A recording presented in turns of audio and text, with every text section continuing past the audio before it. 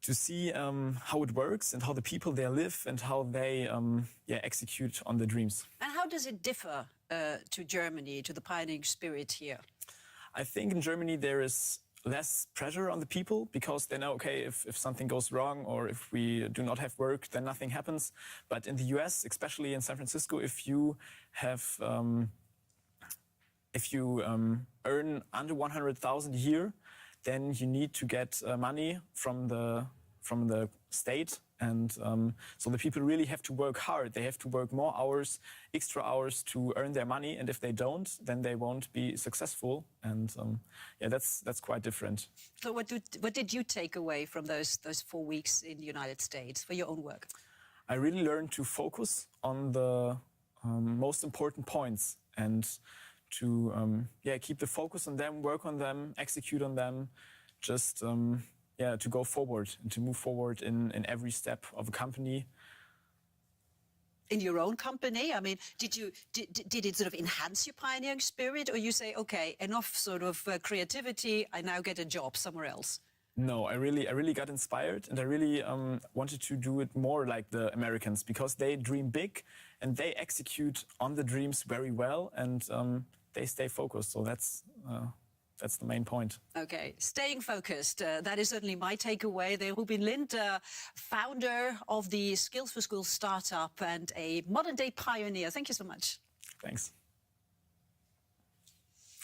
Now, of course, let's face it, not all of us are cut out for treading new ground.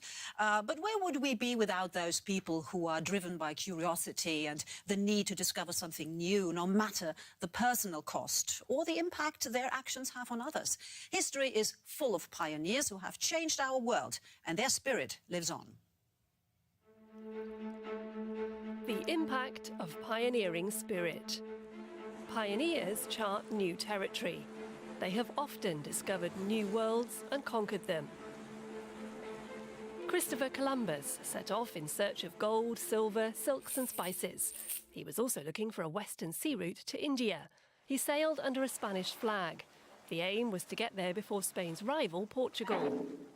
But instead of reaching India, Columbus made landfall in what is now the Bahamas. He named the inhabitants Indians. It was 1492. Columbus had accidentally discovered the Americas. On the heels of Columbus came violent conquistadors who brought disease, war and misery. Francisco Pizarro defeated the Incas, driven by greed for gold and naked ambition. But not all pioneers murdered, pillaged, proselytized or exploited natural resources. Some of them have made crucial contributions to human progress. For more than 400 years, seafarers sought a navigable route between Asia and America. In 1903, Roald Amundsen led the first expedition to traverse the Northwest Passage. Pioneering spirit has helped usher in new eras.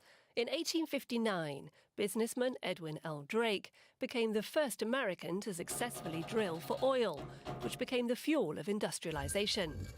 But that same pioneering spirit has also had an environmental impact. The newest method of oil extraction is hydraulic fracking, a well stimulation technique in which rock is fractured by a pressurized liquid. In the process, chemicals are injected into the rock. Mining for gold, rare earths and lithium also contaminates the ground. But demand for these minerals and elements is vast. And today, as a result of climate change, the polar ice caps are melting, and that's making supplies of ore, oil and gas more accessible. The race to conquer the Arctic is awakening pioneering spirit the world over and unleashing new conflicts in the process. So, what have we learned? When pioneering spirit meets business interests, it often means trouble. Take the Arctic region, as we heard. It's got some of the world's largest deposits of rare earths and precious metals, not to forget oil and gas, something US President Donald Trump, for one, would like to get his hands on. To the relief of environmentalists, he'll have to keep waiting, however. A federal judge in Alaska just blocked his bid to reopen drilling in Arctic areas.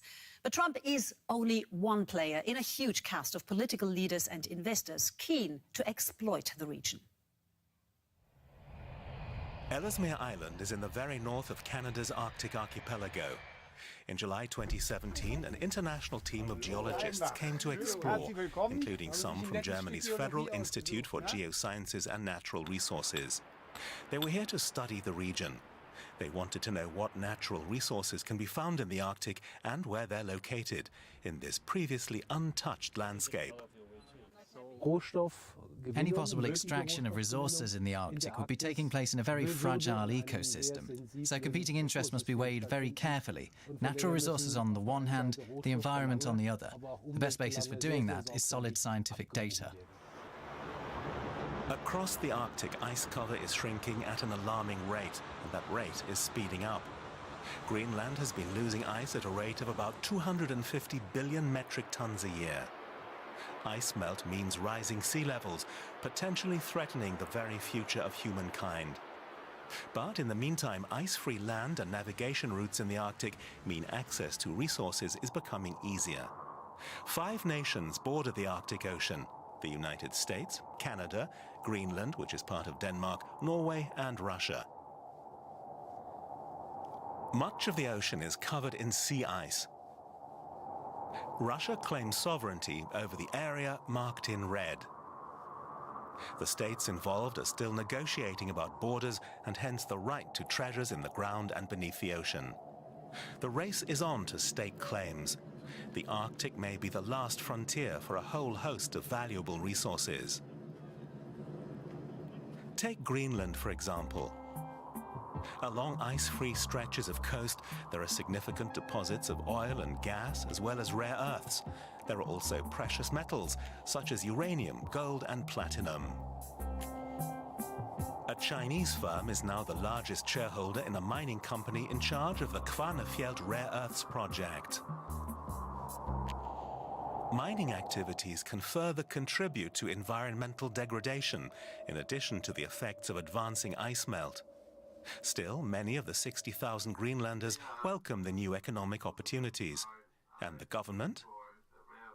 We also know that we are a small community and a small country. So it means that there will be foreigners coming in, and we also do welcome them. So we are very much dependent on people from abroad. And I think that there will be at least 5 more mining in place for the next 10 years. These 2 geologists have created maps showing deposits of valuable resources on Ellesmere Island. It'll be hard to enforce environmental protection there, and mining operations won't be easy either.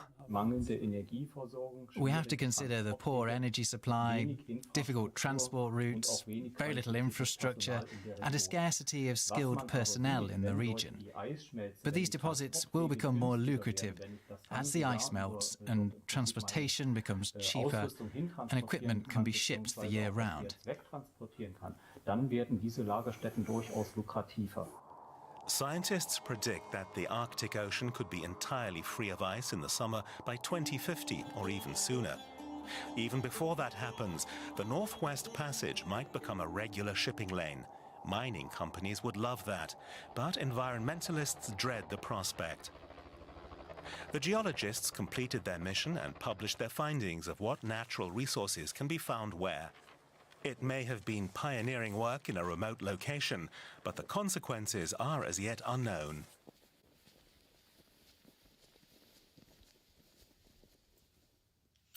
Economically, the ice melt could be viewed as a blessing for Greenland. Its resources are attracting foreign investment, creating jobs, and boosting business. But ecologically, it could very well be a disaster. So why are we allowing it to happen? Because we don't want to change our lifestyle. And that includes being available anytime, anywhere, thanks to our smartphone. And who would have guessed? It's full of rare earths and precious metals. Did you know there's gold in your smartphone? But don't go smashing it with a hammer. It's just a tiny amount, a fraction of a gram, but still. Your device also contains 16 of the 17 rare earth elements. They're what makes a smartphone smart. For example, neodymium, dysprosium, and praseodymium make it vibrate. And terbium produces the vivid color in the display. Approximately 1/3 of the world's population already has a smartphone, and increasing quantities of rare earths are needed to satisfy the growing demand. The good news is that rare earths aren't, in fact, all that rare. The bad news is that mining them is difficult and bad for the environment. And reserves are finite. The supply of some rare earths could be exhausted in just a few decades. What can we do to stop them running out? Avoid replacing your smartphone too often.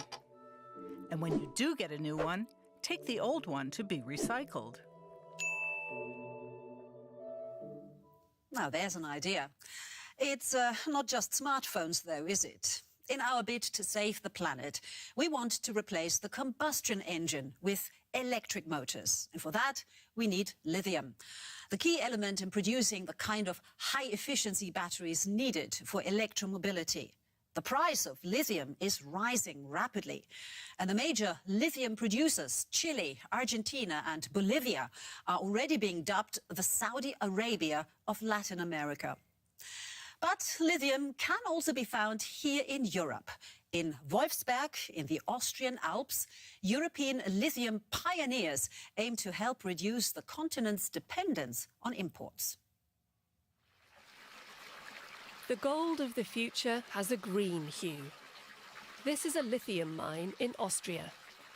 The deposit here was first discovered more than 40 years ago, and it's the biggest in Central Europe. Stefan Müller and Dietrich Wanke now want to turn this lithium into cash. They work for an Australian mining company. The firm plans to invest around 400 million euros. Up until now, the shares of their company have only been worth a few cents. But lithium is becoming an extremely sought-after raw material. We don't rely on our own evaluations. It's standard practice in the mining industry to get forecasts from independent companies. The forecasts are also bankable, which is helpful for financing. Based on the survey, we believe we could earn up to $130 million a year if the operations go as planned. That means moving 800,000 tons a year from the mountain. The would-be buyers of the metal are located on the other side of the Alps, in Germany. Companies such as this battery manufacturer. The company needs lithium for its battery cells for electric cars. It currently has to source all its battery cells in Asia because there are no battery cell manufacturers in Germany.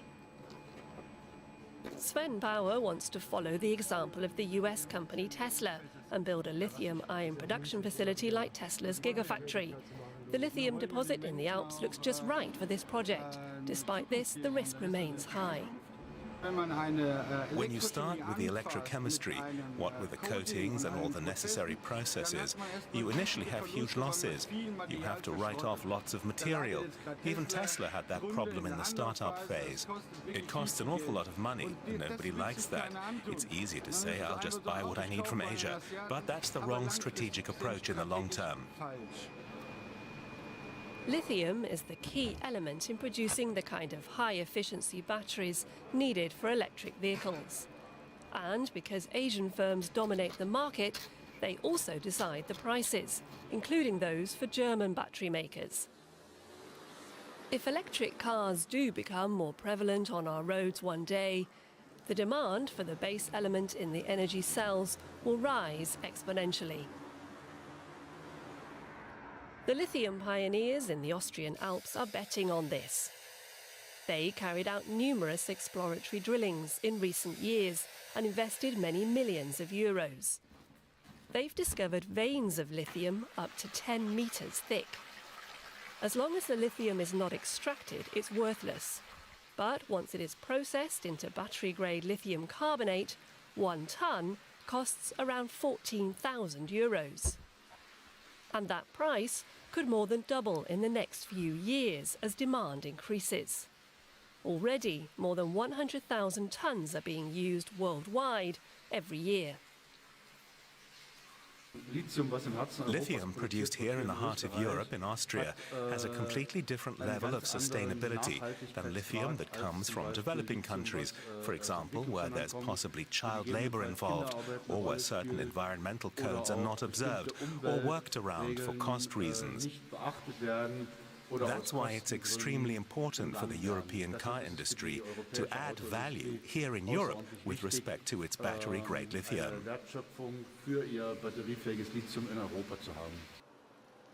Until now, one of the main places where lithium is mined has been South America. Lithium mined here is cost-effective, but the extraction process is also very harmful to the environment. So, in the future, it will be extremely important to recycle lithium. The company Acorec is working on this. It specialises in the recycling of lithium-ion batteries.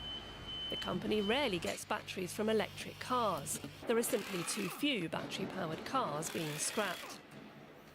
The founder of Acorec says you can't make money out of lithium from old batteries.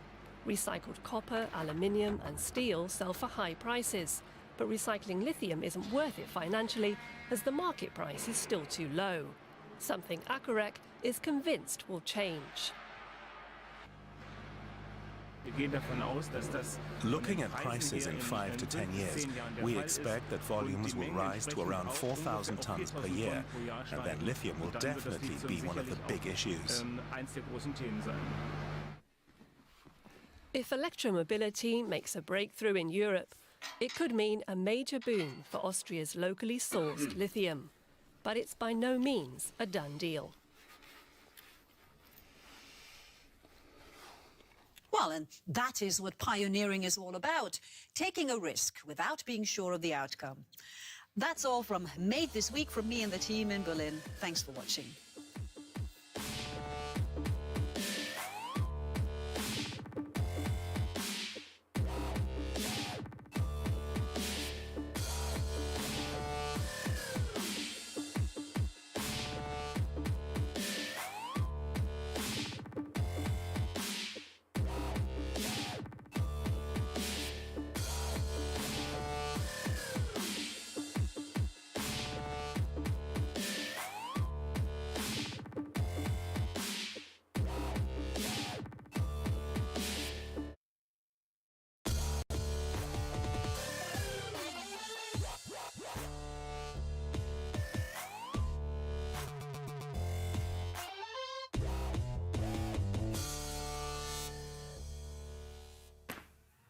The Silk Road conjures images of dusty caravans and fragrant spices carried by traders on the Central Asian plains. The original trade route connecting the Far East to the West may be history, but China wants to create a new one. The new Silk Road looks more like this, a highway in Montenegro built by thousands of Chinese workers. The seed money is also from China, 1 billion euros, a huge sum for a tiny Balkan nation. For Beijing, just one stone in a larger mosaic. The new Silk Road. It's our theme today on Made in Germany. Now, officially, it's the Chinese government's Belt and Road Initiative, a €1 trillion series of infrastructure projects meant to smooth the way for Chinese goods across the globe. That translates to highways, bridges, railways, ports, a network stretching across Asia, Africa, and even into Europe. Partner countries are often eager for investment and for improvements to old infrastructure. The new Silk Road isn't a charity project, of course. China is lending money and spreading debt. Sri Lanka even handed a port to the Chinese after nearing default. And then there's the geopolitical significance. China is aiming for new influence on world markets. These are cooling and heating units for industrial buildings. Soon they'll be shipped to the US, Pakistan, Bangladesh, and Mexico. The manufacturer Broad Group, a company headquartered in Hunan, China, specializes in energy-efficient air conditioning. In the next few years, the firm, with more than 3,000 employees, hopes to further expand, aided by China's Belt and Road Investment Scheme. A few years ago, projects in other countries relied on financing by local governments or companies. Things proceeded slowly, but since financing has become available, we're seeing projects develop much faster. China is pouring billions of euros into projects around the world. At the end of April, 38 world leaders gathered in Beijing to discuss the initiative, widely known as Belt and Road.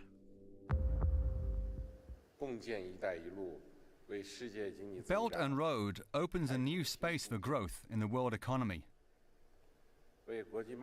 It creates a new platform for international trade and investment, and provides new ways for global economic governance, and contributes to the well-being of people in many countries.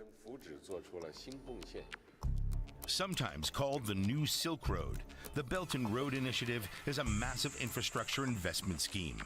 New railways are intended to provide better connectivity across the Eurasian continent. Investment in ports will open new maritime trading routes. According to official figures, the total value of projects already signed exceeds $500 billion. The projects are largely carried out by Chinese state-owned firms. They've gained experience with big construction projects during China's own infrastructure push of the past 40 years. But there is criticism of the international initiative. Many Western countries, including Germany, are reluctant to sign bilateral Belt and Road agreements. And one of the critics in the Global South is Malaysia's Premier Mahathir bin Mohamad. While the increases in the volume of trade and reach the trading partners, the threats to the littoral states have unfortunately increased. Oil spills and dumping of waste at sea pollute the shores of these states. Concerns for participating partner countries range from the environmental cost to sustainability of debt levels. In some places, China-friendly governments have been voted out of office.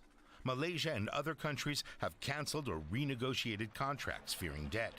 In view of China's own mega construction boom, critics call many of the Chinese investment projects overambitious. The biggest lesson for the Chinese government was that you cannot just go ahead and build what you want. You have to consider what local governments and people want, and how the international community reacts. If you ask whether backlashes in some of those countries came as a surprise to the Chinese government, I would say it was not just a surprise, it was a shock. The architecture of Broad Group's headquarters points to their international ambitions, from Europe to Egypt. So far, Broad has opened offices in 80 countries. And while most Belt and Road projects are carried out by Chinese state-owned companies, private businesses like Broad are seeing improved market access in many countries. One such country is Pakistan. Jason Jian stays in touch with the local staff via video conference. Recently, Islamabad and Beijing agreed to allow bilateral trade in Chinese renminbi, bypassing the dollar as an exchange currency. We are hoping to reduce currency risks by investing renminbi and receiving renminbi in return. So we are now looking carefully into these agreements. So far, international trade rules have been shaped by Western countries. Chinese companies like Broad hope that through its massive investments, China will gain a greater say in these rules to make them better serve Chinese businesses. Belt and Road is a great project. According to our internal analysis, we expect the next 15 to 20 years to continue providing our company with excellent opportunities abroad. China's ambitions are on the table.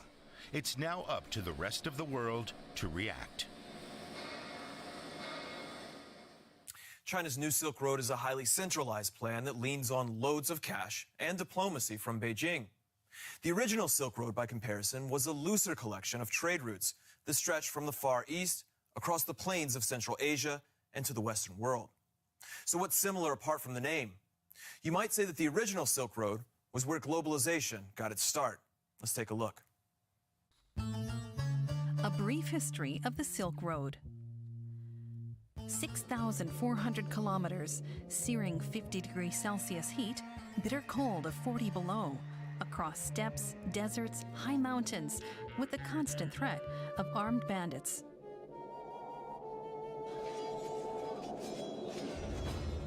The Silk Road, a perilous challenge. The bones of pack animals litter the way as if in warning. But the world's oldest and most important trade route was not a single road, it was a vast network of many caravan routes. By the 2nd century BC, the Silk Road connected China to the Roman Empire. But it was only given its name in 1877 by German geographer Ferdinand von Richthofen. Silk was highly sought after by Roman women. But only the Chinese knew how to produce the valuable textile.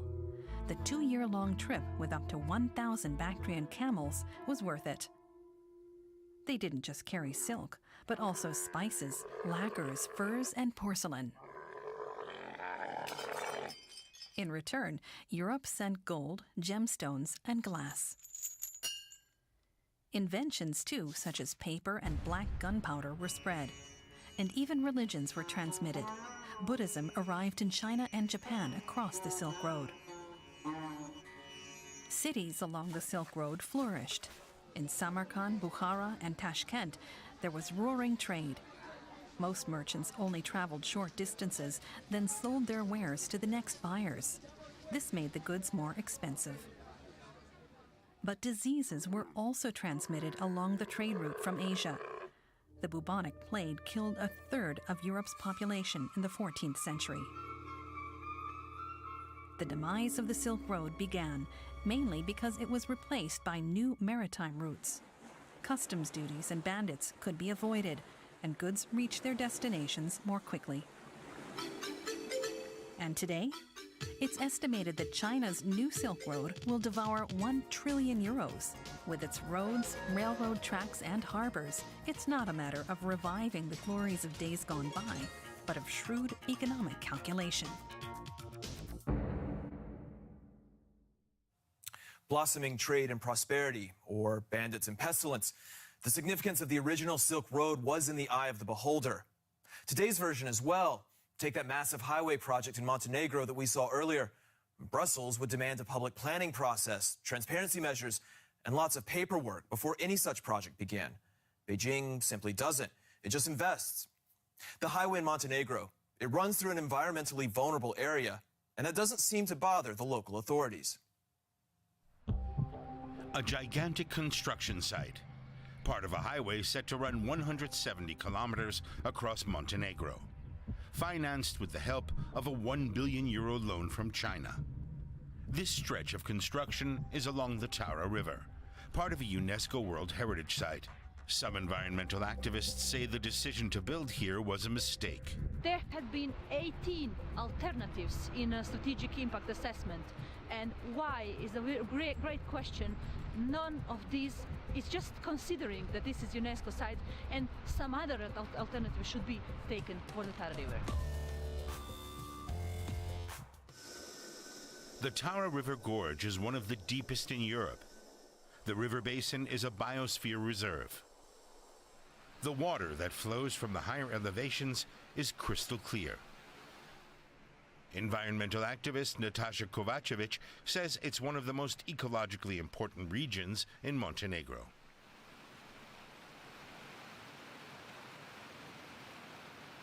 It's host for many important species like trout species, otters, and similar. So downstream, 100 kilometers, it causes a really important impact to the habitats in this area. About 100 kilometers downstream is where the Chinese-financed highway will run directly across a tributary of the Taura River. Building on this terrain is complicated and expensive. The activist believes that the valley route was chosen because it's the cheapest option. Biologists studying the issue say that the construction project is destroying the habitat of various fish and plant species. All this river is not recognizable at this place. We have 20 pillars of the bridge that we can see here, which are in the middle of the riverbed. Thus, all river is channelized, it's altered, and it's destroyed. It's all digged up from the bottom to the shores, and really it doesn't look at itself and on one man in biosphere site that should be. Up to 4,000 construction workers from China have been working here during peak construction phases. Chinese companies are raking in the profits but paying precious little in tax. Plus, all the construction materials and equipment imported from China are exempt from customs duties. Kovacevic's environmental organization employs 15 people. Their work is supported by donations as well as some funding from the European Union. While we're filming, a guard pops up and orders us to leave the area, even though we're on a public road. Chinese manager just said that we have to leave the place because we can take a photo of the Tara, but we cannot take records of the construction because this is something that should be forbidden. So we're leaving the site now. A local resident shows us some of the damage. Dirt and sand from the construction site is silting up the river. The fisherman believes the habitat of the trout that used to be plentiful in these waters is being destroyed. Fish like this.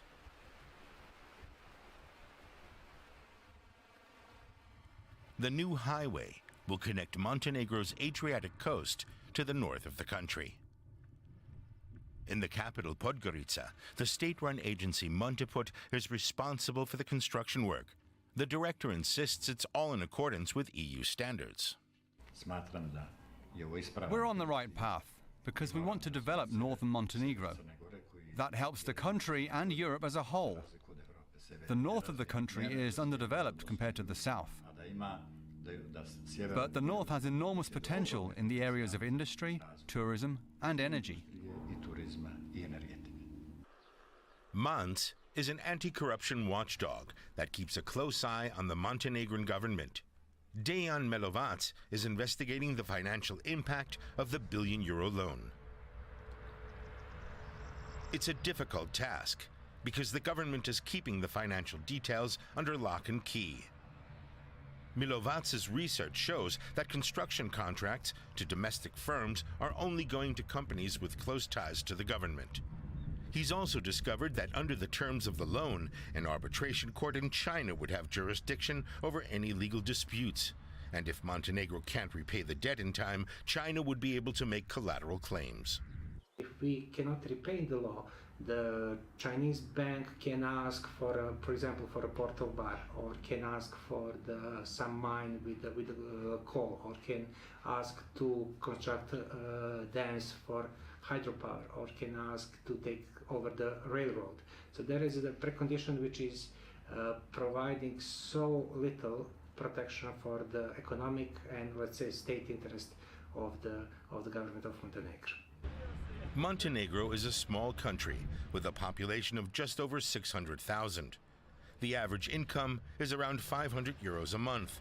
The Chinese loan is worth almost 1/5 of Montenegro's GDP. We ask Monteput's director for his assessment. There are always risks associated with any construction project. The government investigated these risks in full detail. So we can say that the project won't be a problem for the Montenegrin budget. It's important to know that every cent of highway tolls will go into paying back the loan. We believe we'll be able to pay it back down to the last cent. We head to an area just south of the capital where another section of highway is under construction. Pitted against a billion-euro project, environmental activists like Natasha Kovacevic are very much underdogs. But she's determined to speak out against the lack of transparency and rampant environmental destruction. The issue is that we are coming from the democratic background, and we learned to discuss about things, especially when they have this big impact.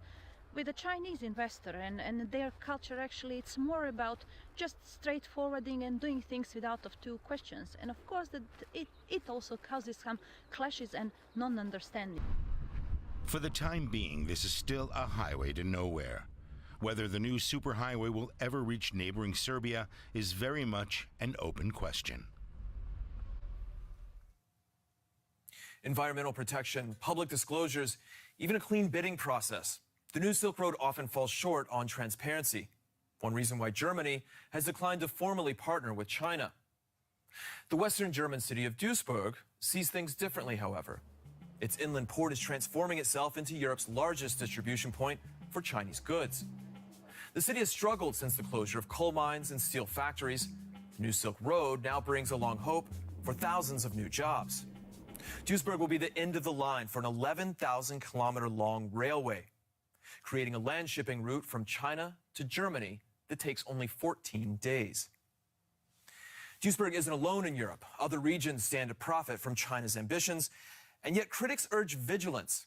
They say Beijing's checkbook diplomacy shouldn't divide Europeans. In my 20 years as a business journalist, we've seen the importance of China grow in almost every sector each year. Everyone wants to share in China's rapid economic growth. Chinese people today earn on average 100 times more than their parents did 40 years ago. China is an important partner, but some reporters do express concerns about China's economic might. The country sells €1 billion worth of consumer goods to Europe every day. Should we be afraid of China? I asked Xi Ming, who grew up in Beijing and now lives in Germany.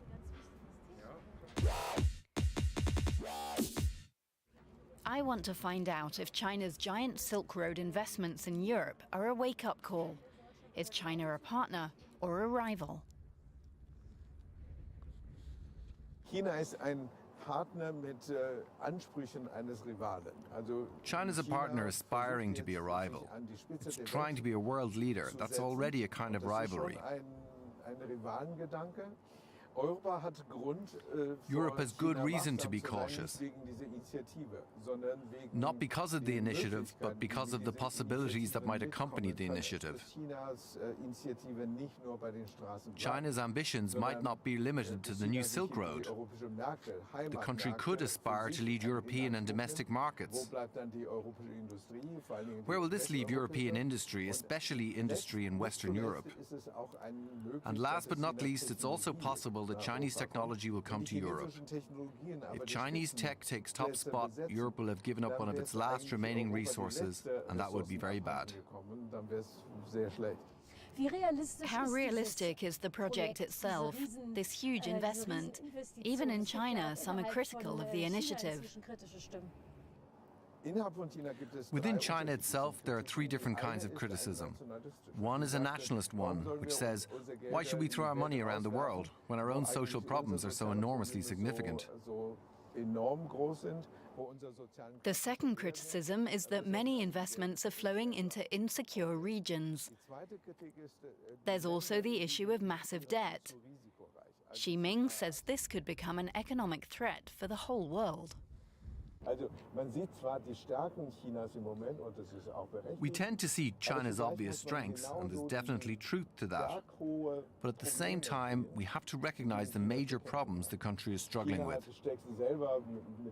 China is itself up to its ears in debt. If this turns into a debt crisis, the world won't be able to save China, nor will the country be able to save itself. That scenario is, of course, very remote at the moment, but it's not impossible.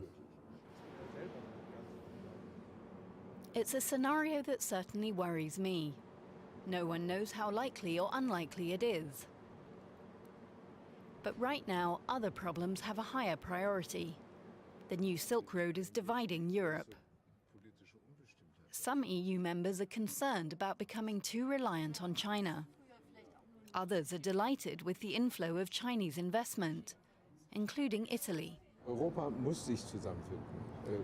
Europe has to join forces, even just to counter the sheer weight of China. No single European country even comes close to being able to match China on its own.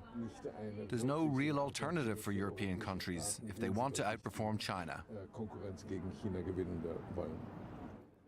After all, some 1.4 billion people live in China, a country with powerful economic potential. Europe wants to make sure the New Silk Road isn't a one-way street. And then there's the question of how a closer connection with China could affect European relations with the rest of the world. The New Silk Road has a large political component. Those concerns are less prominent, however, in some African countries, where large infrastructure projects often languish due to lack of investment. And that means that railway projects, for example, are welcomed with open arms, like this one in Kenya that connects the port city of Mombasa with the capital, Nairobi. The new line has drastically lowered travel times.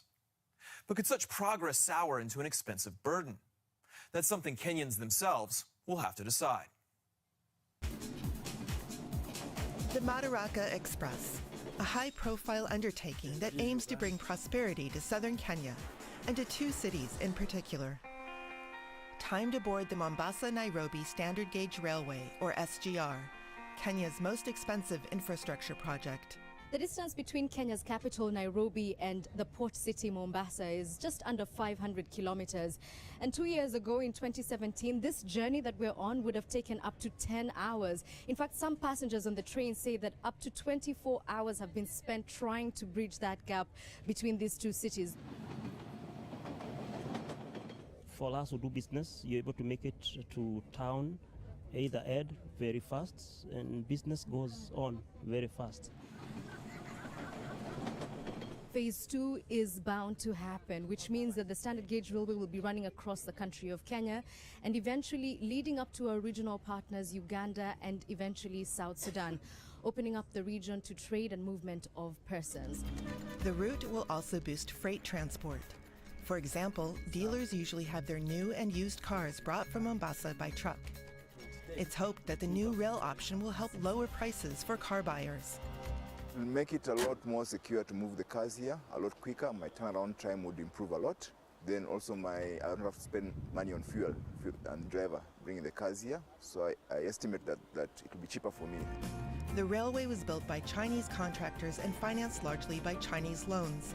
That poses a debt burden. Putting all this together hasn't come cheap. $3.8 billion Kenya has had to fork out in order to get this done. And the tricky thing is, 90% of that funding came from the China Exim Bank. The foreign investors celebrate the results in glossy promotional videos. The Chinese provided both financing and technology. They'll operate the railway for the first 5 years. Do you think it was worth it?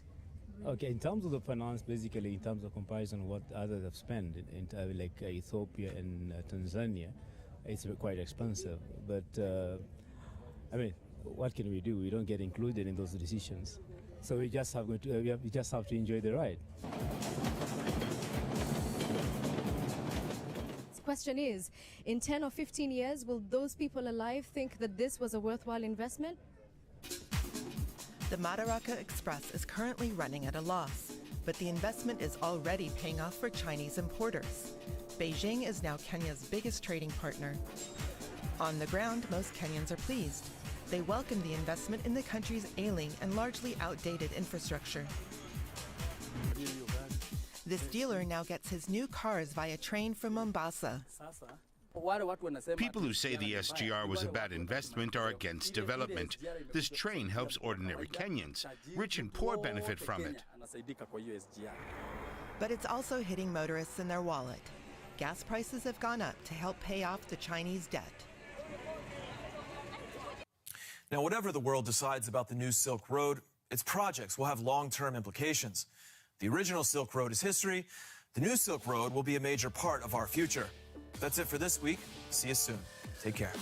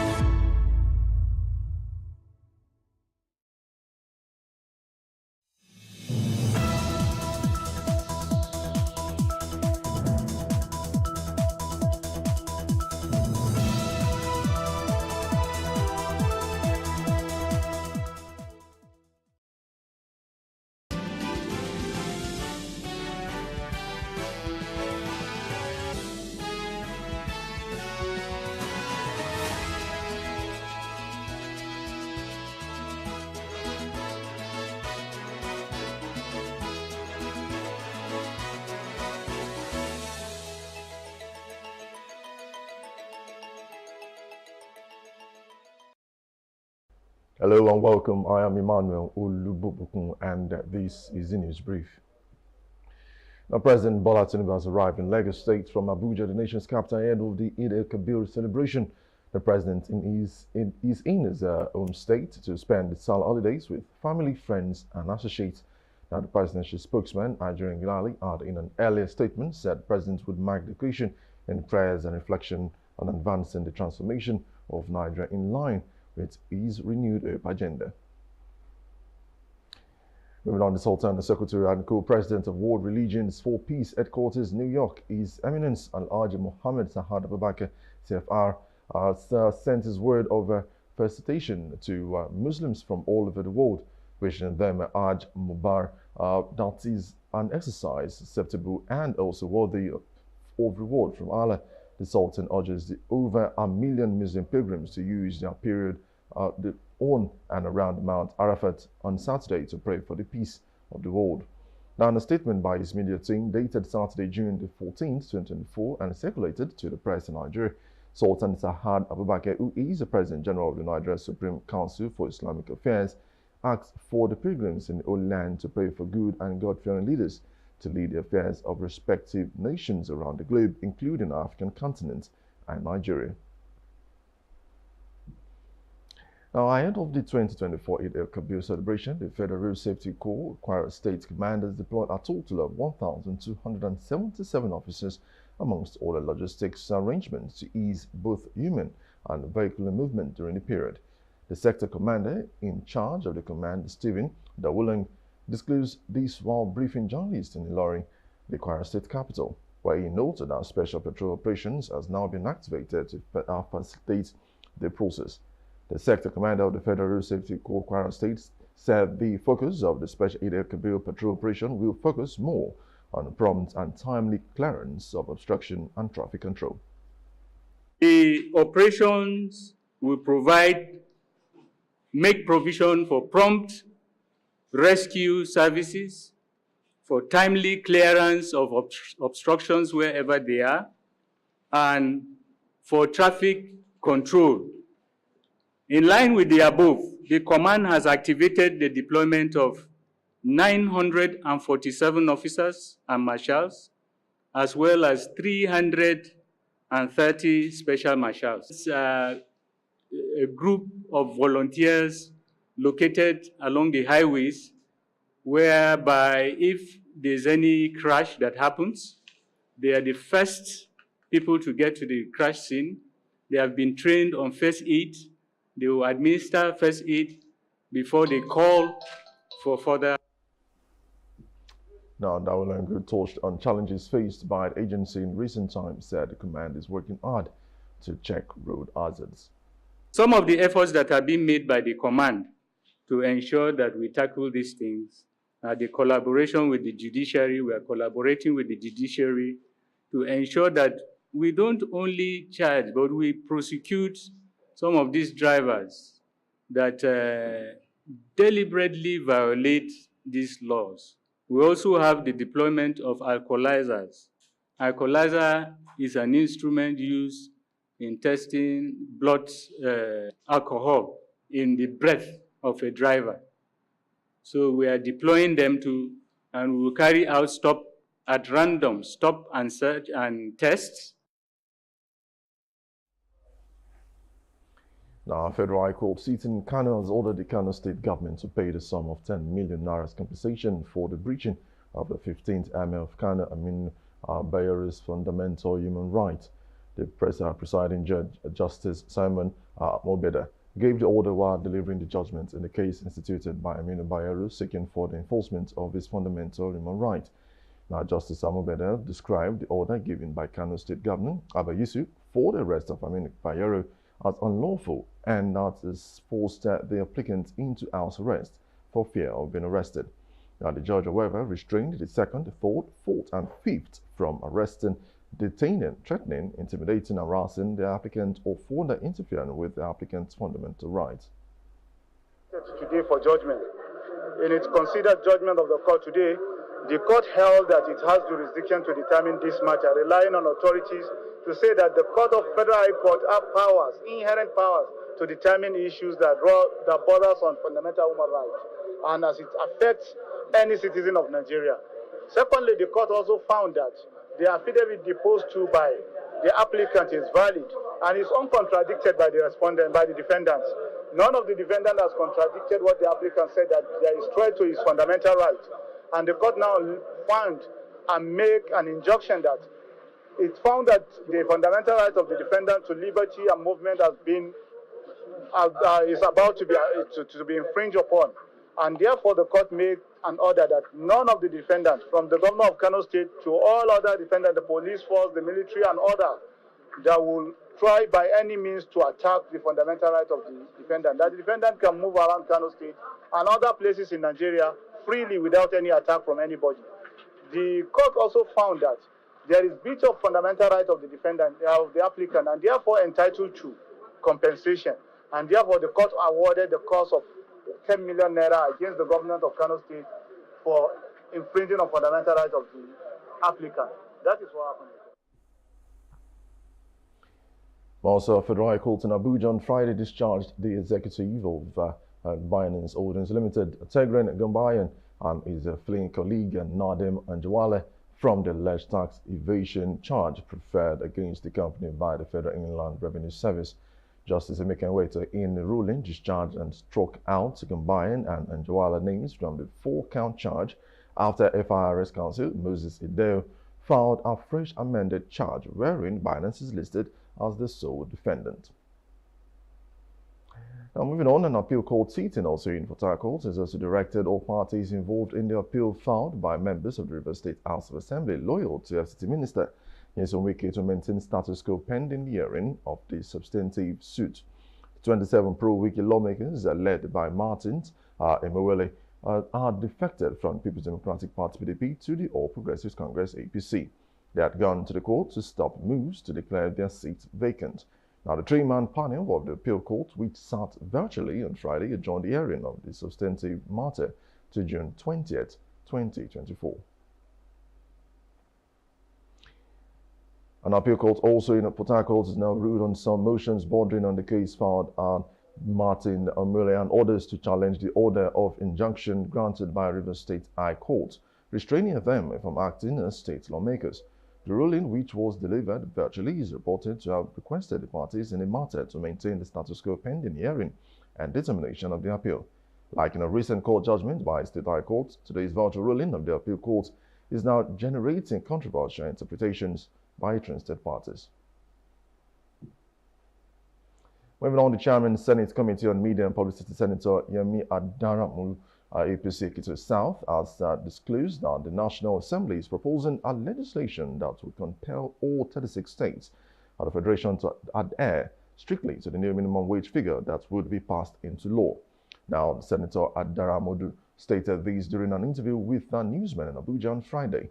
Now, we recall that there is an ongoing negotiation between the federal government and the organized labor over a new minimum wage for workers. Moving on, the news brief. The troops of Operation Wild Punch has killed 6 bandits terrorizing the Birnin Gwari general areas in the Birnin Gwari local government area of Kaduna State. The State Commissioner of Internal Security and Home Affairs, Samuel Arwan, disclosed this on Friday in Kaduna. He said the troops successfully cleared Medaru, Ingade Al, and also Dogandawa, Damari, Salawa, and Farin Rua. We also have Maganda, Sabonlai, and also combining Doka villages, all in the troubled Birnin Gwari general areas. He, however, said 4 of the bandits were killed in Salawa and 2 others were neutralized at Farin Rua. Still on security matters, the Chief of Naval Staff, Vice Admiral Emmanuel Ikechukwu Ogala, has commended ex-service during the passing out training course of Course 1 2024 at the Nigerian Armed Forces Resettlement Center in Oshodi. Now, the trainees felt accomplished in their chosen fields as former service members, having now completed their service and embarking on the next phase of their careers as they transition into new national endeavors. The passing out ceremony featured 725 trainees concluding their service, comprising 535 Nigerian Army 165 Nigerian Navy and 25 Nigerian Air Force personnel. Of the total, 20 were female trainees, while the remaining 705 were male.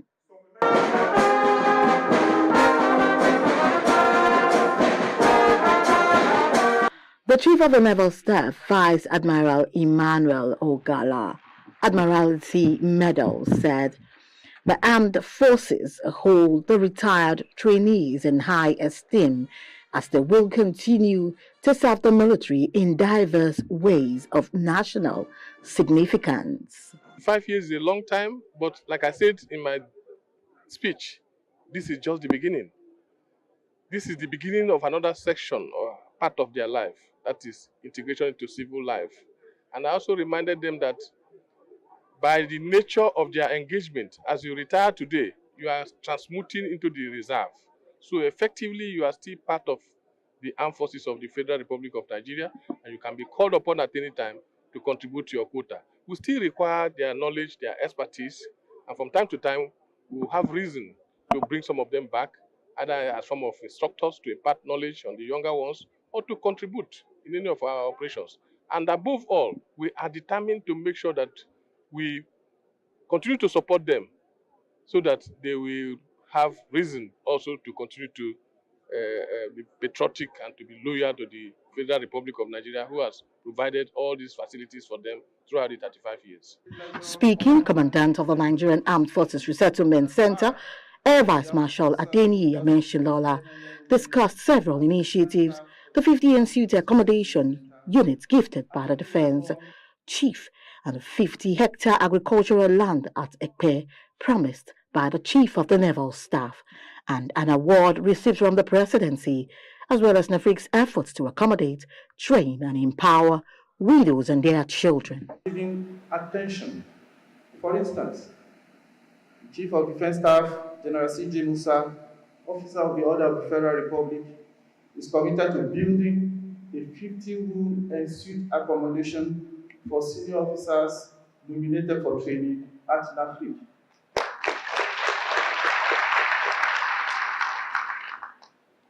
This will enable the center to conduct the mid-level and senior-level officers' entrepreneurship and management courses more frequently. There are also 2 trainees post-tests recently completed by the Chief of Army Staff and the Chief of the Air Staff to address trainees' accommodation challenge at the center.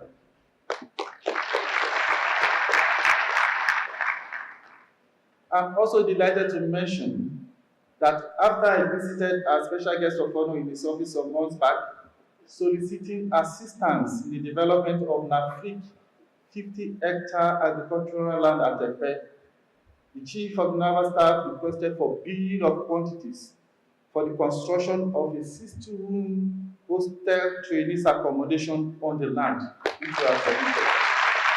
For a start, following approval at the Presidency, the Senior Special Assistant made available to NAFRIC financial awards ranging from 2 million naira to 400,000 naira to back up the various categories of awards that will be given to recipients today. Not forgetting the goodwill messages that poured in. Therefore, is to deliver his goodwill message to you, esteemed participants. On behalf of the Nigerian Armed Forces, the Chief of Defense Staff extends his warmest congratulations to each and every one of you on this occasion. Today marks a significant milestone in your journey as you graduate from this prestigious institution, equipped with new skills and knowledge to embark on the next chapter of your lives. The CDS commend your dedication, hard work, and commitment to furthering your capacity development through this program. Your resilience and determination are a testament to your unwavering spirit and dedication to service. Remember that from today, as we walk this edifice, you become special ambassadors of the military and indeed the service on which you are disengaged. This is a different professional skills to enable them to establish their own businesses. It prepares retirees for employment and new life after retirement. It also provides adequate counseling for successful disengagement training. It feels exciting because I stand out among. I stood out among all the female because I was the only female in the auto-mech workshop. Opportunity to learn auto diagnosis in this place, which few people know about it. And being in the military has been so much. It taught me so many things about discipline, endurance, and lots more. The top trainees received outstanding awards and cash gifts, which were presented to them by esteemed special guests, Coordinator Nafrigowa, past commandants including retired Air Vice Marshal Edelubo and others. Destiny Momo, Plus TV News. Now, the nationwide ban on alcoholic drinks in sachets has now been lifted by the Nigerian government. Deputy spokesperson for the House of Representatives, Honorable Philip Agbese, said these at a press briefing in Abuja on Friday, stating that declared that the lifting of the ban will be for the next 5 years. They say the decision to lift the ban came after a thorough analysis of the financial implications on the product's producers, retailers, and distributors. If you pick a packet of cigarettes, you see on it that cigarette smoking is dangerous to our health. In diverse languages, they express these things, yet people still buy cigarettes to smoke. You see, it is within people's fundamental human right to decide what they consume, especially for adults who can make their own decision. The health implication of consuming the sachet drink when people consume the same content in bottles, I think, to be very mild, is highly hypocritical. Now, the government has been urged to adopt a comprehensive approach to girls' education in Kaduna communities, as it is crucial for the state's growth and development. Now, non-governmental organizations and civic societies are also advocating for girls' child education engagement, with 10 trained advocates and local government areas. Poverty, insecurity, and poor infrastructure pose threats to education. Women to be champions of girls' education. I mean, champions of community needs generally, but in participatory research in communities, they've been conducting dialogues in communities around girls' education, and then they've been creating media tools around barriers to girls' education in the hopes of using this to advocate for girls' education, the specific needs in all the communities that they have visited. And I also want the state government to also take special care in doing needs assessment in terms of barriers to girls' education in Kaduna State. In fact, barriers to get education generally, so that each community has, has an improvement on what is affecting their education, be it schools, teachers, empowering teachers, building capacity of teachers, or even if it's poverty alleviation for parents so that they can afford to pay. Advocates visited Savantasha in Sikun and Lere, revealing that girls face significant challenges such as distances for water and also deplorable roads before going to school. Our community, which is under Kubau local government. And one of the challenges these kids are facing regarding access to quality education are the issues of long distance from their homes to the nearest secondary school. They have issues, the girls are having issues with insecurity, whereby when on their way to school, sometimes they usually get harassed by some men. By bad toilets, they don't have enough classrooms, there are not enough reading materials, and many more. And also, one of their major issues is the issue of poverty. The people of Bogau community are mostly low-income communities. So sometimes for them to be able to afford the money that they use to buy uniform for their kids to wear and go to school, it's an issue for them. education has become an option for them rather than a priority. Because sometimes they have to measure and weigh balance to see which one is more better for them. Is it education for the kids or to send them to school to give them money to go to? One of their major problems is bad road and no water supply. They have really bad road, especially inside Sabuntasha. Their roads are very, very bad. So before children will get up and then they bath all clean and on their way to school they get dirty or they go late because probably they got dirty on the way and they are trying to clean up before they will go to school. They're already late and some of them are being asked to go back home or they are being punished for that, for being dirty. And that's because of the bad road. Some of them even allow their children to pick mats or chairs from home because there are not enough chairs, especially in their primary school. They do that so that their children will be able to learn comfortably. Government to really come to those areas and see how poor those schools, the government schools in that area are.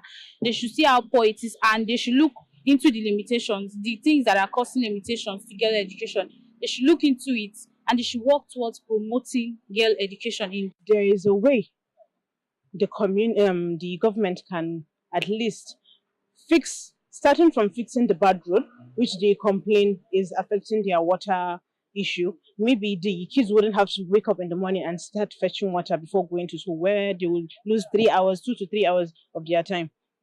So going straight to school without the worry of waking up in the morning to go and fetch water is something that would help the community. And then also the school, if the school will be fenced. My message to the government and the stakeholders is to ensure they provide or allocate running costs to these schools and to ensure that it is managed and appropriate. It is managed without being misappropriated. Like, let them ensure that these schools get running costs to run themselves so that they don't have to tax the parents to give the children money for little things like exercise book and maintenance of the school. Let this.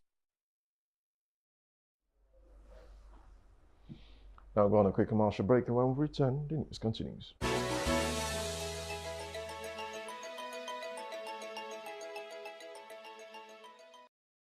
Welcome to Bayes University, Abuja, Nigeria, with a legacy of excellence and a vision for nurturing future leaders. Bayes University is in a league of its own. We're all about our people, processes, and technology. Bayes is one of the highly rated universities in Nigeria in terms of product quality standards. We don't just produce graduates, but groom people into employers of labor. And it has made us understand that learning is all about 3 things. We learn, we unlearn, and we relearn. Bayes University Hospital offers a range of specialized services equipped with the latest technology, manned by a team of trusted professionals. And now, our vision extends beyond our walls with the Baba Ahmed University in Kano following our lead. Join us at Bayes University and invest in your future today. Bayes University is the institution that you will get the best value for money education in Nigeria. Bayes University. Learn to live.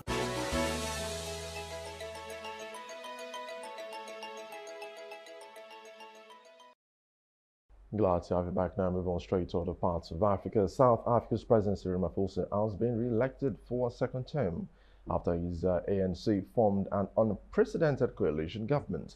The election marked a historic turning point for South Africa, ending 3 decades of dominance by the African National Congress. Now, the broad coalition includes the Center-Right Democratic Alliance, the Zulu Nationalist Inkatha Freedom Party, and other smaller groups. Ramaphosa was re-elected with 283 votes in a secret ballot, despite a last-minute challenge by Julius Malema, the leader of the radical leftist economic freedom fighters. South Africa-Ukraine summit in Switzerland aims to produce the first tentative steps towards a peace process 28 months after Russia invaded Ukraine.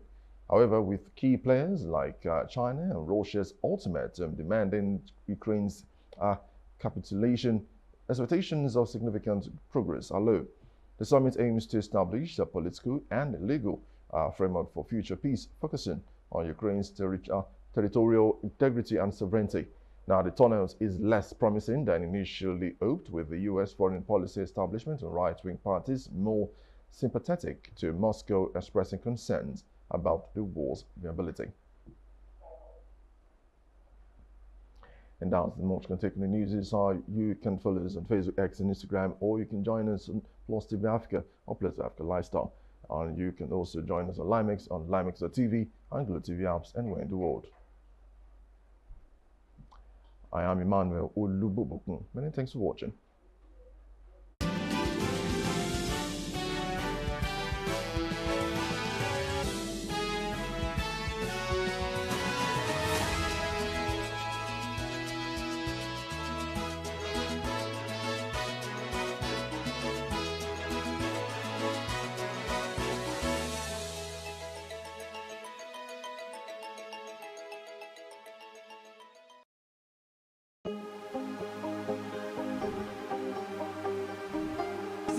I will take you through this amazingness today.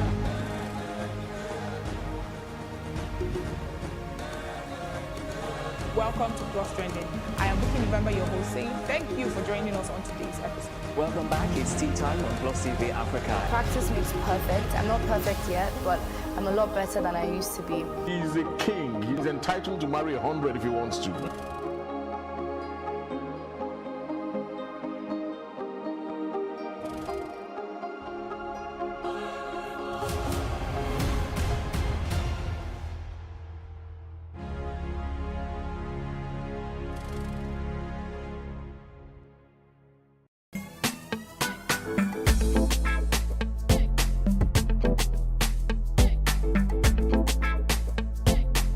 I was pushed to the point that I had to start something not numb. And I'm a big risk taker and I enjoy doing things that nobody really does. I wanted something different from every other art form that has been pushed out there. I didn't have that fulfillment in what I was doing and I really wanted to express myself more as an artist, and I decided to resign and go into practicing art full time.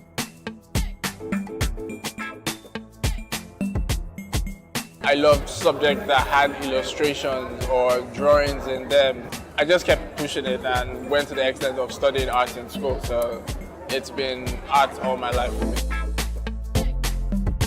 I try to conceptualize what I want to create in my head. Even in as much as scattered as it might be, I create it in my head first, then I put it on paper. I sketch, then I try to pick colors, and I proceed to the main piece. A friend of mine told me, like, there's really nothing that could be achieved with graffiti here. The piece behind me is titled Bold Steps.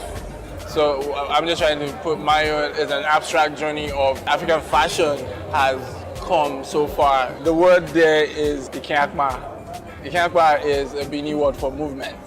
So we are it's just a movement, and we have the shoes here, which shows the flow and the storm which the movement creates, while working.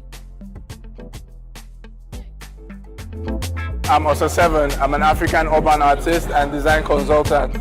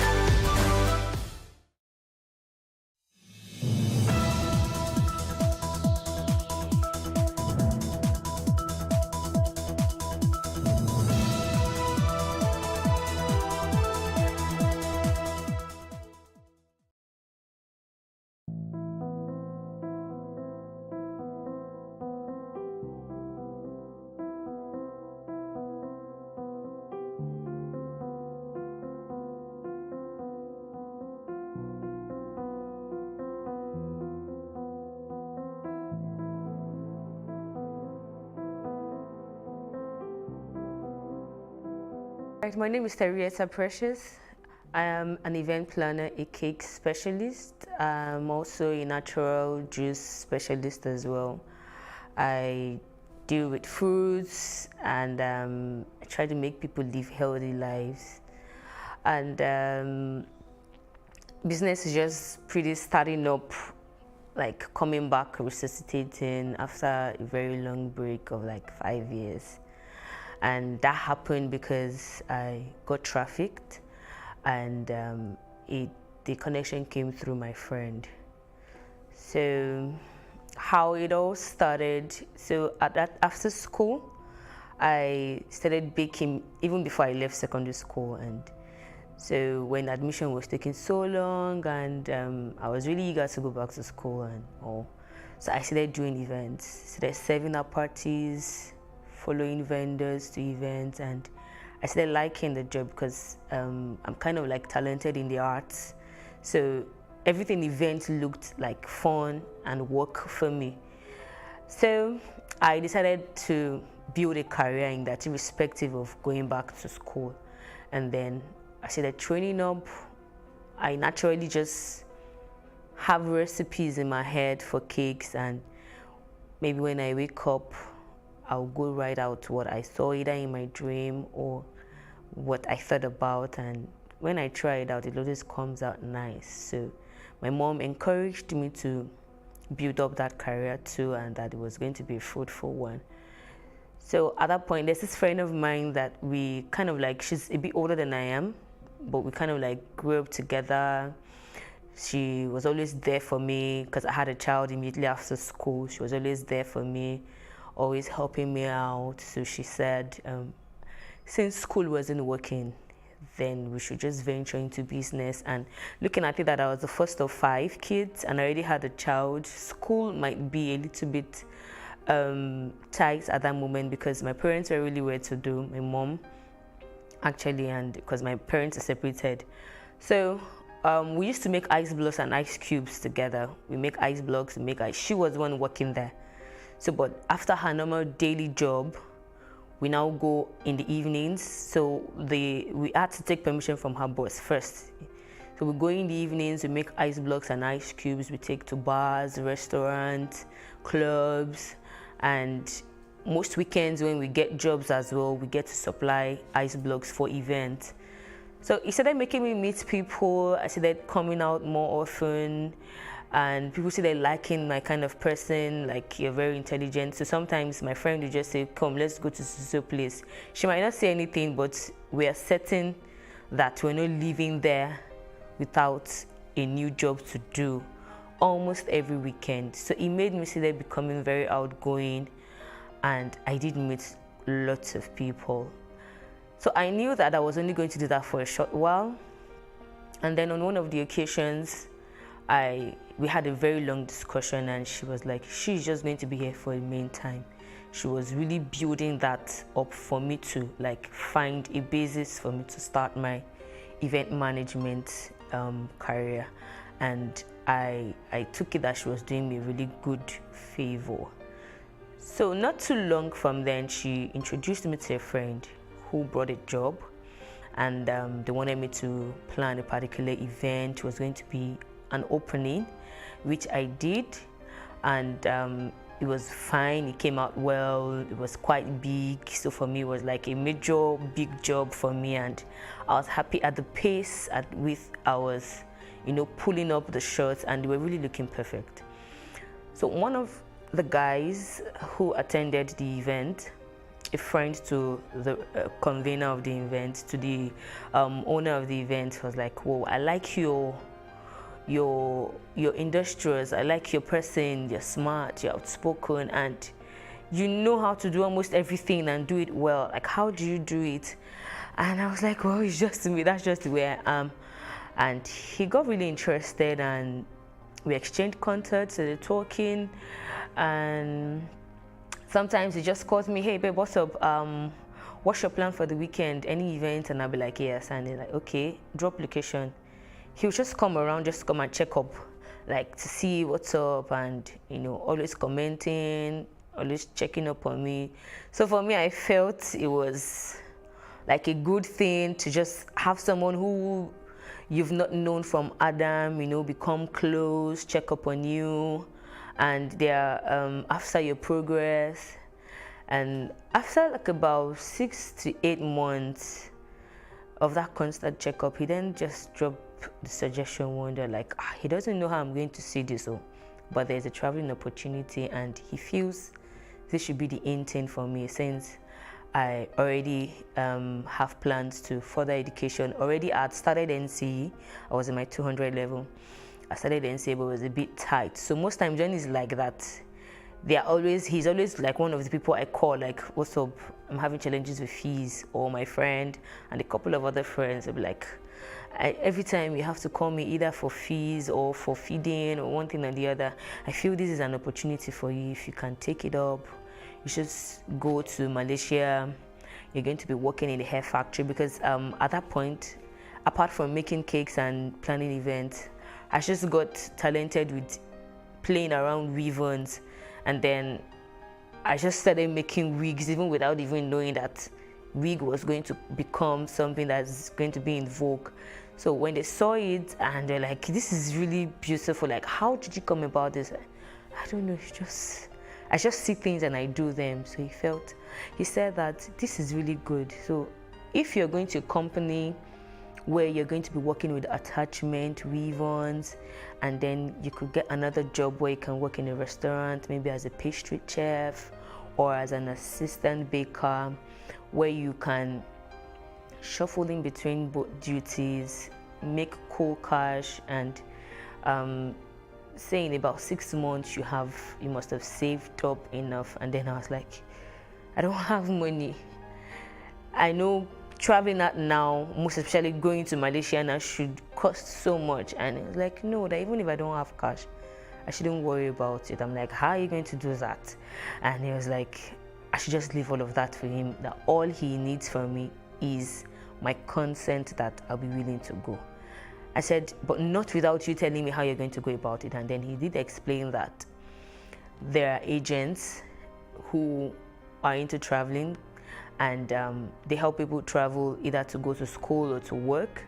But then if you do not have money, there are people who are like investors, and what they do is to invest their money on you to travel. And then when you get to your post country, you start working, maybe like your first 3, 4, 5 months working, your salary will be used to pay them back whatever they have spent on you, but though it will be maybe either multiplied or there'll be an addition. And then he was like, I think if you are that hardworking, this shouldn't be a problem for you. So I sat down and thought about it, like, okay, so how much are we looking at here? And then he did a plus or minus $3,500 then, and then if I was going to pay back, I was going to be paying back like $700, $7,000. And I was like, okay, how much are we talking about in Naira? He did the conversion, and then he did made me understand that I shouldn't even look at that money, that I'm going to be getting dinars, and that dinars is way higher than Naira. So, and he was like, don't worry, this is like the best opportunity for you. I know you're strong, I know you're hardworking, and you're very fun to be with. People love to be around you, so definitely you're going to make good friends who would even give you stipends, and you probably might not just have to pay back with all your hard-earned money. So the idea was to go work and come back to set up better or to finish up school so I can get a job. And I was like, okay, sounds good. And then he said he was going to, if I was ready, then he will now tell me the remaining processes. But then I have to look for like 4 extra people to make us 5. I was like, okay. And so these, my other friends, they also know this, my particular friend, Mary, that introduced me to the agent.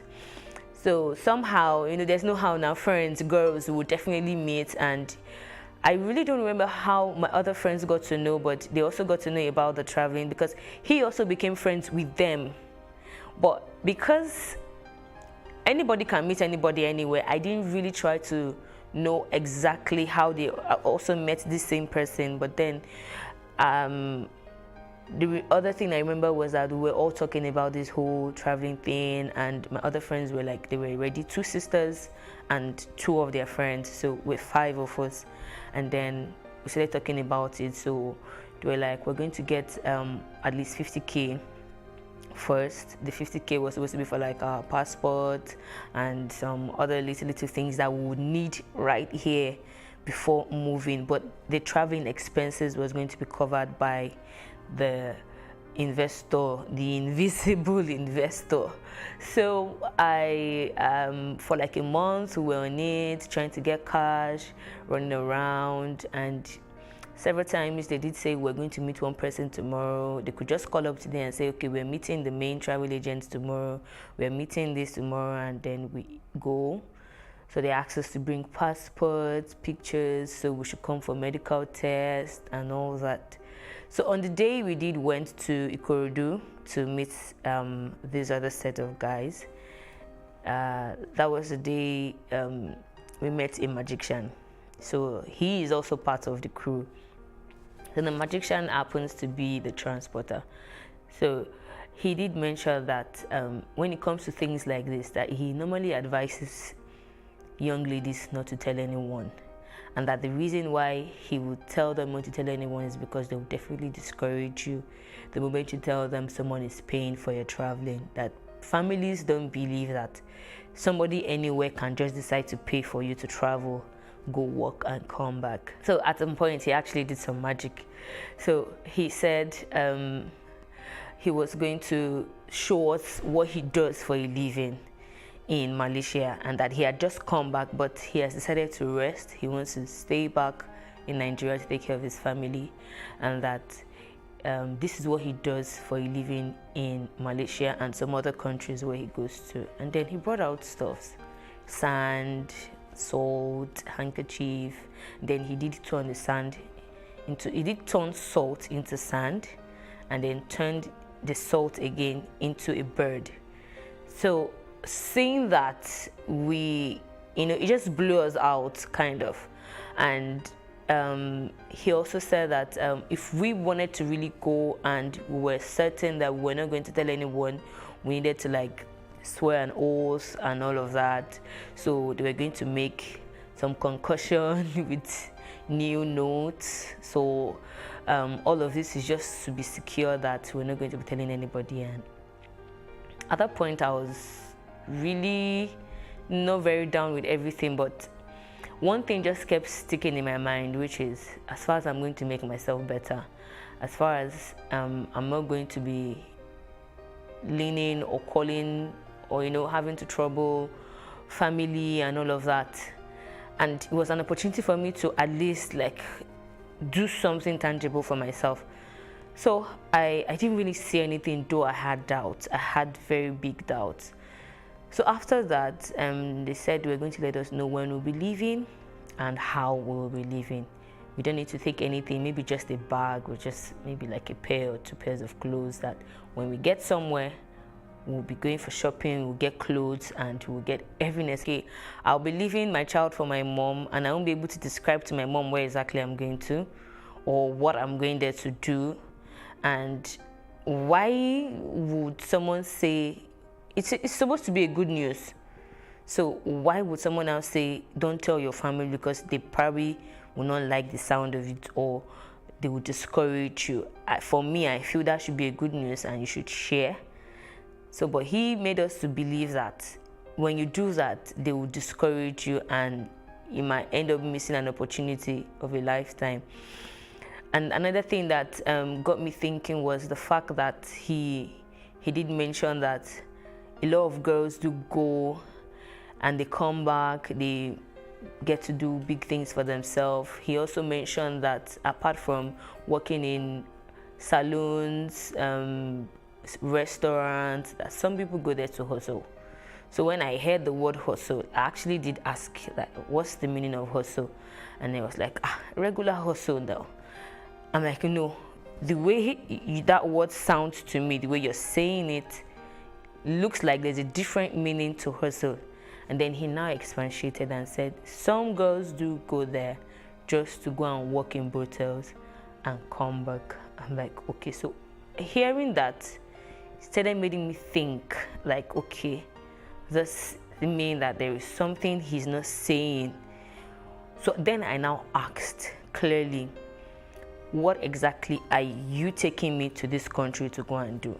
He now asked, what did you tell your friend you want to do? I said, no, I didn't tell him. He suggested that since I am good in these areas, so I can work in a restaurant and then also work in a hair factory. And he was like, so that is what you are going to do? So I said, okay, and waited for the day they were going to call. So on the day he called, that's the initial guy that told me about the traveling opportunity. He called and said, okay, so get ready by next week. We are moving by next week Sunday. It was supposed to be a Sunday. I said, okay, no problem. And then on getting to Ikorodu, I found out that my other friends weren't there. So I asked, what's up, what happened with the other friends? And it was like, they couldn't come up with even money for their passports, which was 50K. I was like, oh, because I saw one of them that morning, and I was like asking her, babe, how far? She was like, that she's not sure that she's going. That's the one that has a sister. And that, again, that their mom told them that it's not a good journey, that they shouldn't go.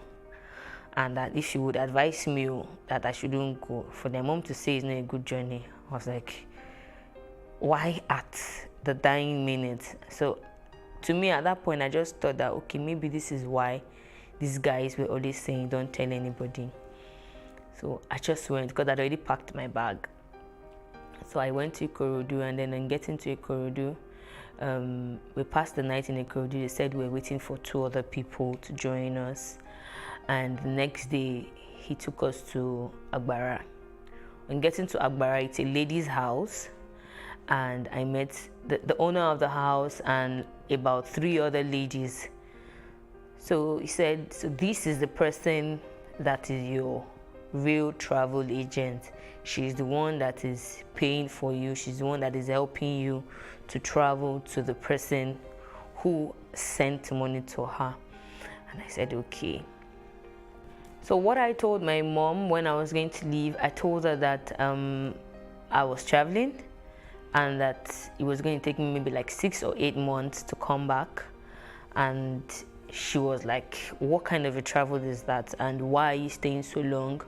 So I told her that it's a friend that is helping me out, and I really do not have to do so much just to pay for my passport. So she was even the one that even gave me like 35K out of the 50K that I gave those guys. And when I explained to her that it's a friend, and she already knows the guy. So the guy, as in, became very close. During one of our school parties, my mom's school party, he actually came around. He comes, like, everybody now knew him. So when I mentioned his name, and my mom, okay, she didn't see a reason to question, because this is someone that everybody has come to know very well. So she was like, okay. So that day I told her was the day she gave me the money. And she was like, okay, if you say that is what you want to do. But then she now asked what I was going to do about my school. So I said, already I had missed the exam for that semester. And I already had missing exams from the previous semester. So when I come back, I'll sort it out. So she was like, okay, if that is what you want. But then she wasn't really like okay with it. She kept asking questions upon questions and questions upon questions. I'm like, at least you know the person that is actually working on this for me. So if there is anything, you can always ask him. So that was the last conversation I had with my mom. And at that time, there was a very big issue in the house. I was not in good terms with my stepdad and my mom. We had issues. So for me, it was just, I had it to the truth, and I wanted to just leave the house. So, and that was it. And I left. So my mom asked, so how are we going to be feeding this child? How are we going to be doing this? How are we going to be that? I told her not to worry, that at each point, I would always know what to do. So she didn't really bother me so much about the child, because she was still little. She was just 5. At least she would be able to still feed her and do some other things. So that was how I left my daughter with my mom and left. So So on getting to that house, seeing 3 other ladies, and then the lady in question that owns the house, she was like, okay, so first she gave me rules that I was not comfortable with, and no talking to anybody, you're on your own here, it's just you and your destiny, like it's just you and your destiny here, no friendship, the only business you're here for is for you to be taken to the country where you're going to.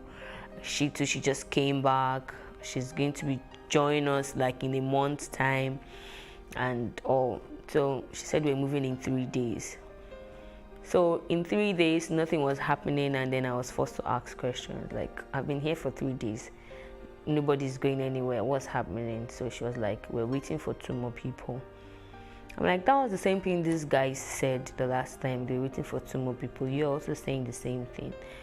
So she almost snapped out like, I'm questioning her too much, I'm pestering and this and that, and that I should just take her word when she says we're waiting for 2 more people, or if I was the one that was going to pay the money. So I kept quiet. So that day was a day to my birthday that year, March 2nd. So I felt, okay, since I'm still around, let me just go home. So I went home, saw my mom, saw everyone, just got stuff. So my birthday, that was on my birthday, I went home, and felt like my mom was like, what happened, you've not gone? And like, we're waiting for 2 more people. And then my mom now aired out like, are you sure this thing is really genuine, and are you sure that you're not doing the wrong thing? She kept asking questions. So she asked me to call the guy that night so that she can confirm from him. So but I called that night, his number wasn't going through.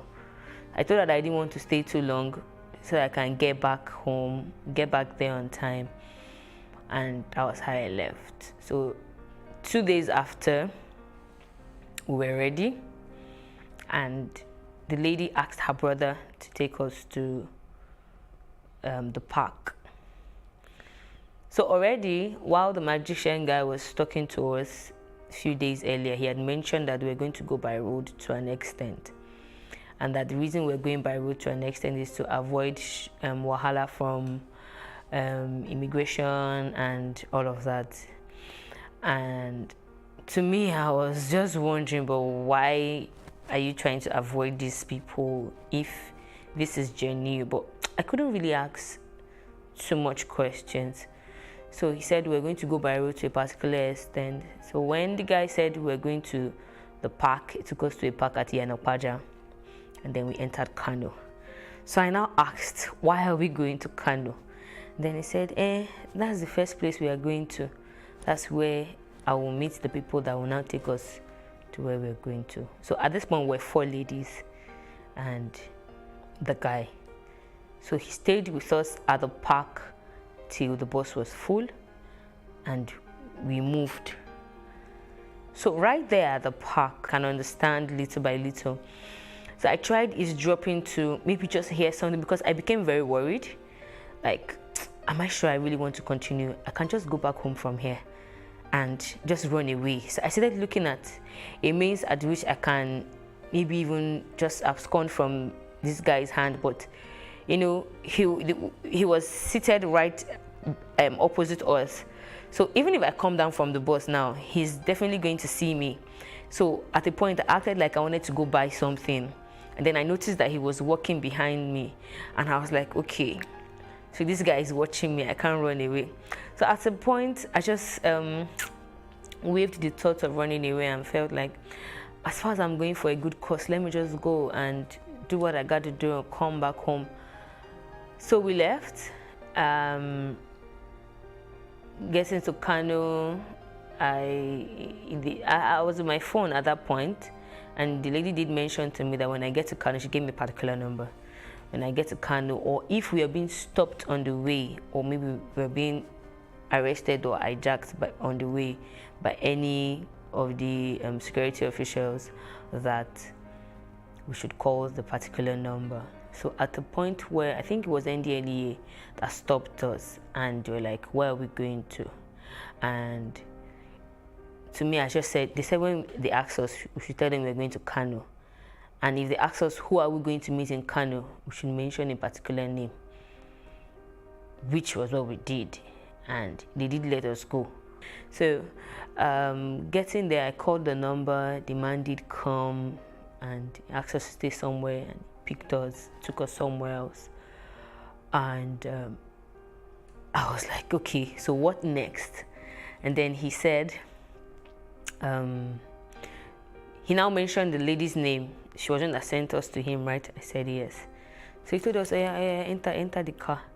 And he drove off. So we drove for like 3 hours. Getting to where we were, to me it was like, why are we here? This place is looking deserted and all. So I started looking out. I remember looking out and I saw Sabongeri while we were driving. I saw Sabongeri. And I remember that at some point I heard about Sabongeri before, and I remember it being like an outskirt of Kano or so, thereabouts. I was like, okay, but why are we going this far? I couldn't really ask the man questions because he wasn't even going to answer. And from there, they hipped us. The place he took us to, we met some other women and men there. And they wouldn't even allow you to say anything. They were just pushing everybody in. People must not see us and all that. So they, like a hut, like it was a small hut and there were people around. So they were trying to hide us. So at that point, I started becoming very scared because why are you hiding us? Why are we having to rush into somewhere? You don't want people to know we are here. If they know we are here, they're going to come and take us away or something.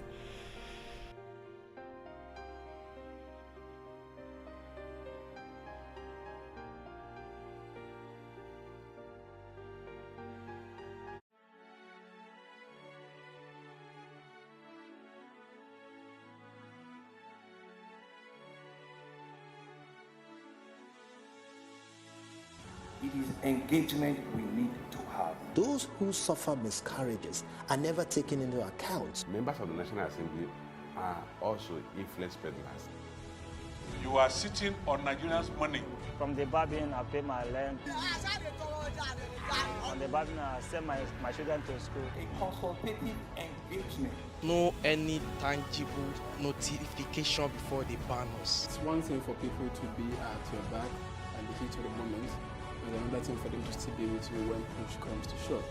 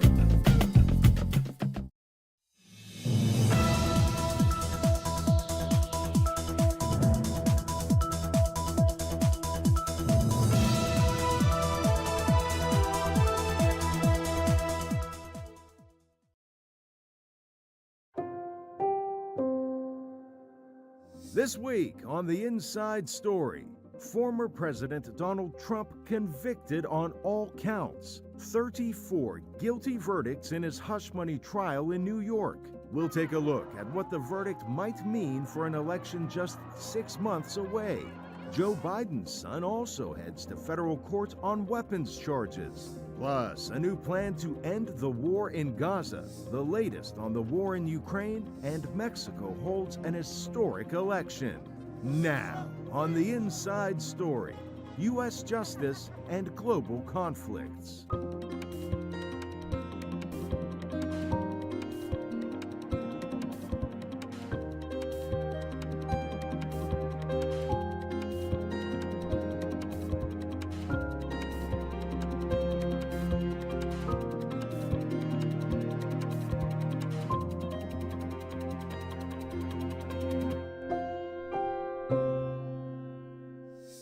Hi, and welcome to The Inside Story. I'm VOA Press Freedom Editor Jessica Dorit. This week, we look at those historic guilty verdicts in the trial of former President Donald Trump and another legal case involving sitting President Joe Biden's son, Hunter. It's a big show this week, so let's get right into that Trump conviction at the New York City courthouse. VOA's Tina Trin has more from Manhattan. Guilty on all 34 counts. That's what a unanimous New York jury decided after less than 2 days of deliberation, that Donald Trump, the first U.S. president tried in a criminal court, falsified business records to suppress potentially damaging information ahead of his 2016 election. After hearing the verdict, the presumed 2024 Republican presidential candidate left the courthouse, saying voters will decide his fate on Election Day. This was a rigged, disgraceful trial. The real verdict is going to be November 5th by the people. President Joe Biden's re-election campaign released a statement saying, "In New York today, we saw that no one is above the law." Always are issues on appeal. It doesn't mean that there won't be surprises to come. 22 witnesses testified in the 6-week trial, including a tabloid newspaper editor who described suppressing stories critical of Trump. Adult film star Stormy Daniels, who said she was paid to keep quiet about a sexual encounter with Trump that he denies. And former Trump attorney Michael Cohen, who said he made those payments to Daniels on Trump's behalf. Manhattan District Attorney Alvin Bragg said the jury made its decision based on the evidence in the law. While this defendant may be unlike any other in American history, we arrived at this trial and ultimately today at this verdict in the same manner as every other case that comes through the courtroom doors, by following the facts and the law, and doing so without fear or favor. Trump's sentencing is scheduled for July 11th, just days before the Republican Party is expected to formally nominate him as its presidential candidate at a party convention in the Midwestern state of Wisconsin. Tina Trin, VOA News, New York. Days after the jury returned that verdict, Mr. Trump returned to the campaign trail. He's the first convicted felon to run for US president as a major party candidate. Scott Stearns looks at how voters are reacting on the campaign trail. Donald Trump supporters continued to cheer their candidate outside New York's Trump Tower, a day after the former president was convicted of 34 felony counts of falsifying business records in a scheme to illegally influence the results of his 2016 election.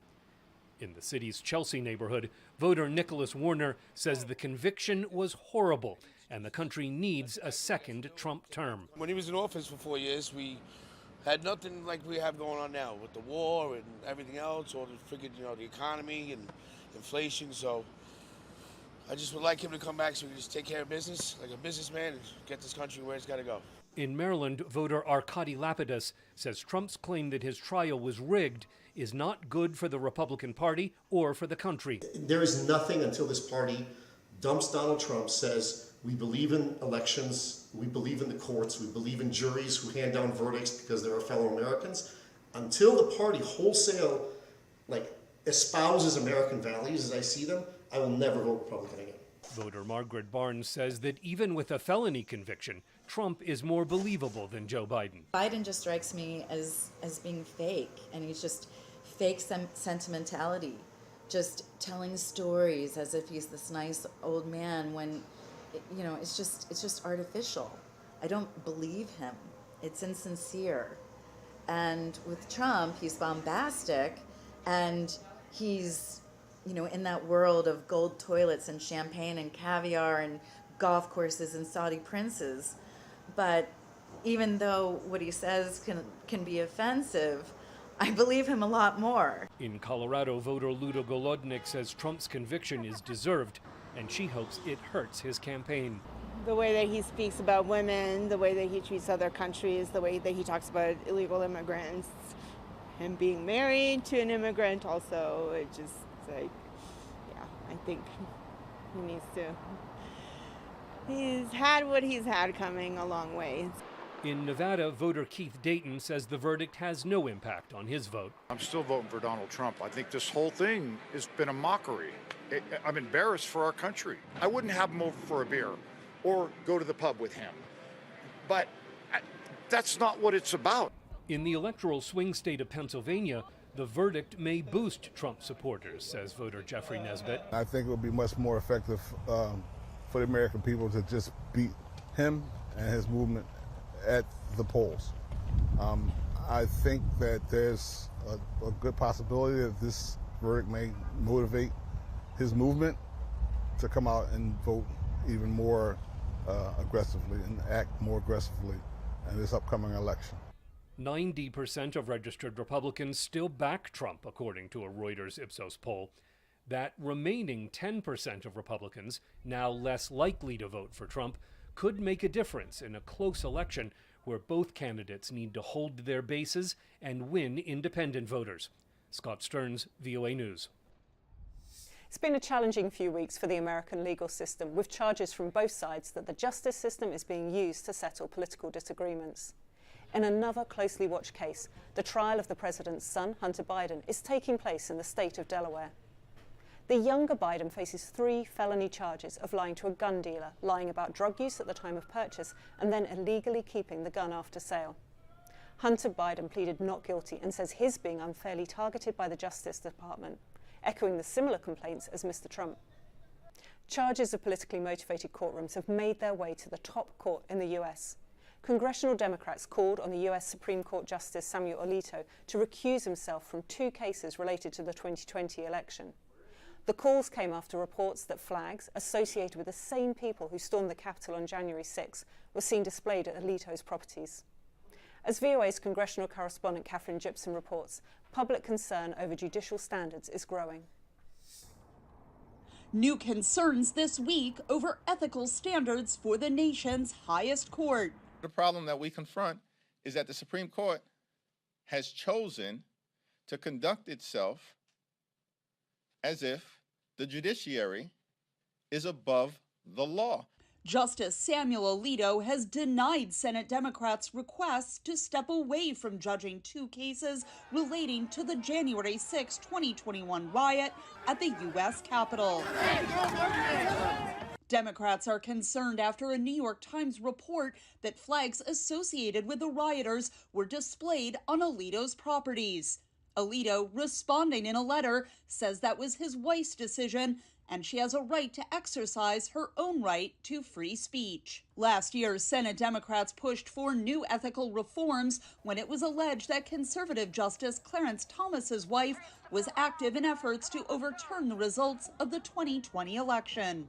The problem of ethics and disclosure in the Supreme Court can be cured before the end of the day by one person, Chief Justice Roberts. Experts in judicial ethics told lawmakers conflicts of interest were a problem in judges across the ideological spectrum. While we cannot dismiss Justice Thomas's egregious ethical problems, it is also true that former Justices Ginsburg, Breyer, and others have heard cases where they likely should have recused. The Supreme Court often hears requests from lower U.S. courts for judges with conflicts of interest to step aside. The Supreme Court, there's no higher court. There's no court to which a party's rejected recusal petition could be taken. And the court has yet to set up any kind of internal mechanism to deal with that. Durbin and other Senate Democrats have called for an enforceable code of conduct for Supreme Court justices for more than a decade. Katherine Gibson, VOA News.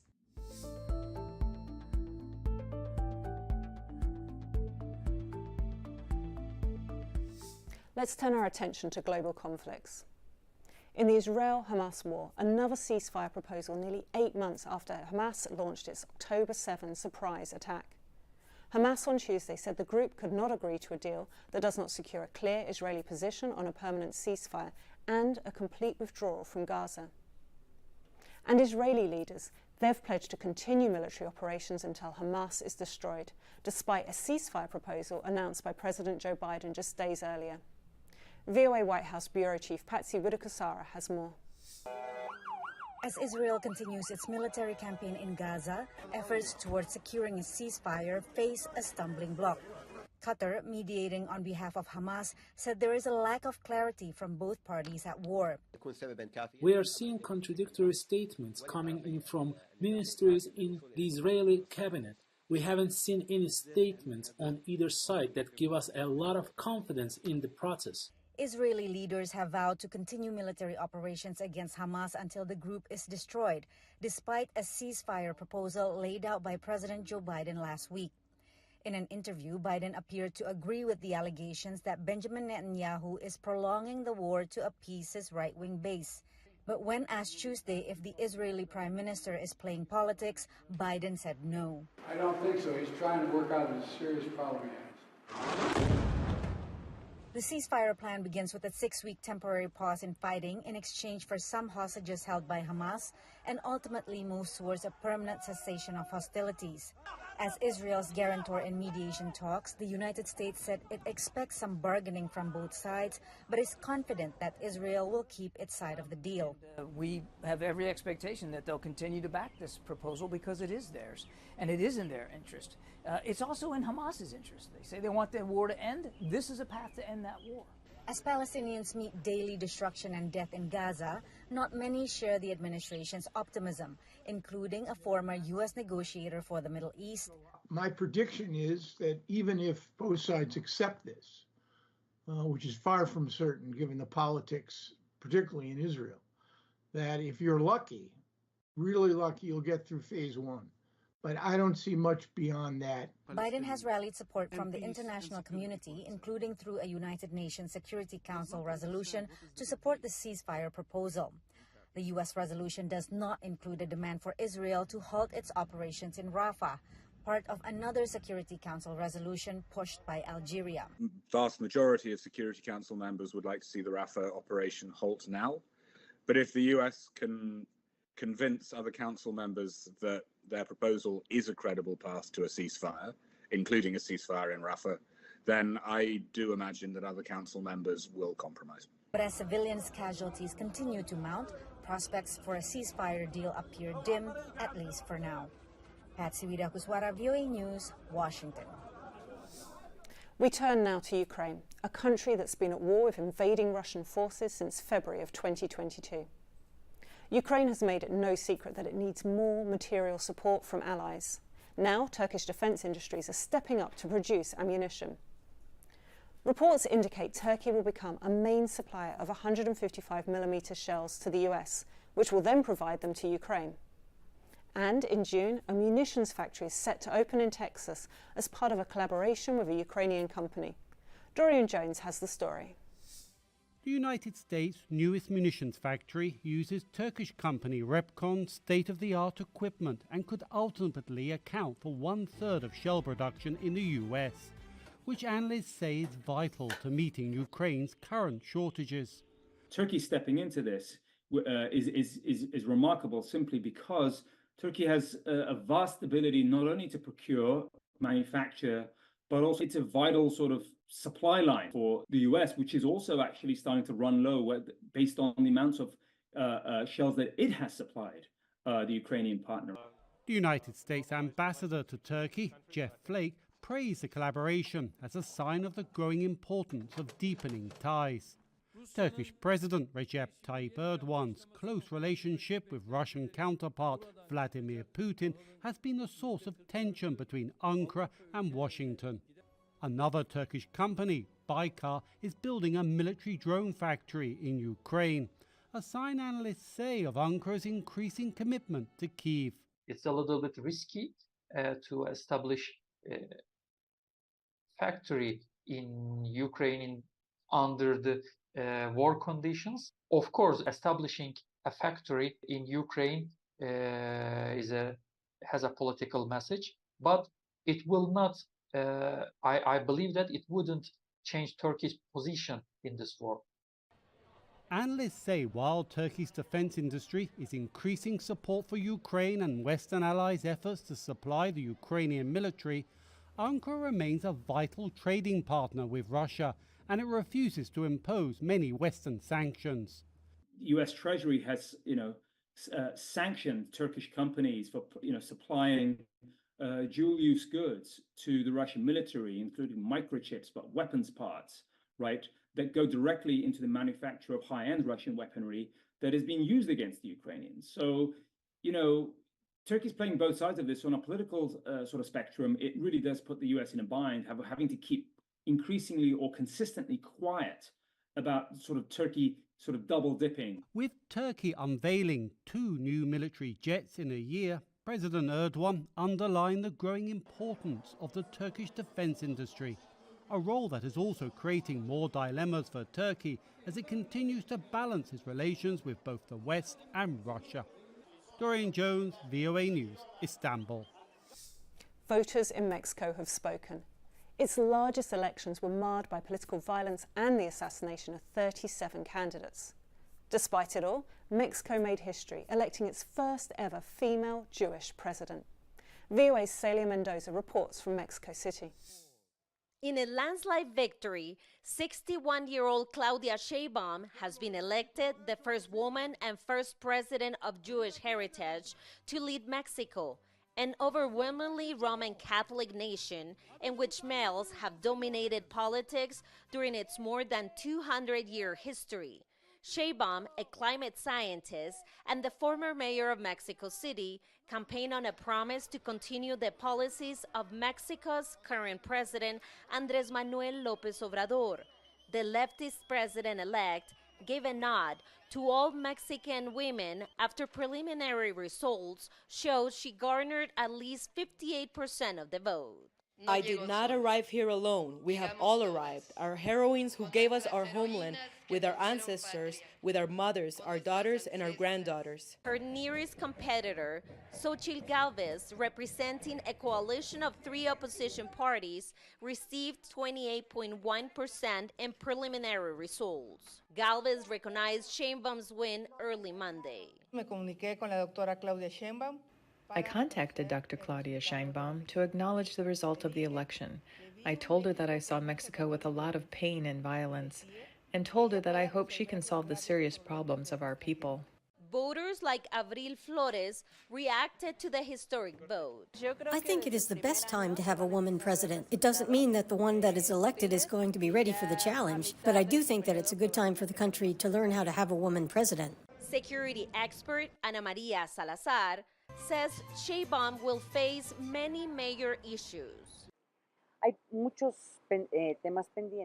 There are many pending issues, including fentanyl trafficking and especially about the immigration issue, which has become a political issue in the United States that could even define who is the next president of the United States. Election officials say the president-elect's ruling Morena party now also has a majority in Congress. Sheinbaum is scheduled to be sworn in for a 6-year term on October 1st. Celia Mendoza, VOA News, Mexico City. This week marks the 35th anniversary of the Tiananmen Square pro-democracy demonstrations in China, which ended in bloodshed. VOA recently uncovered old recordings of its on-the-ground reporting from that day. VOA Mandarin's Xiao Wu has the story, as narrated by Elizabeth Lee.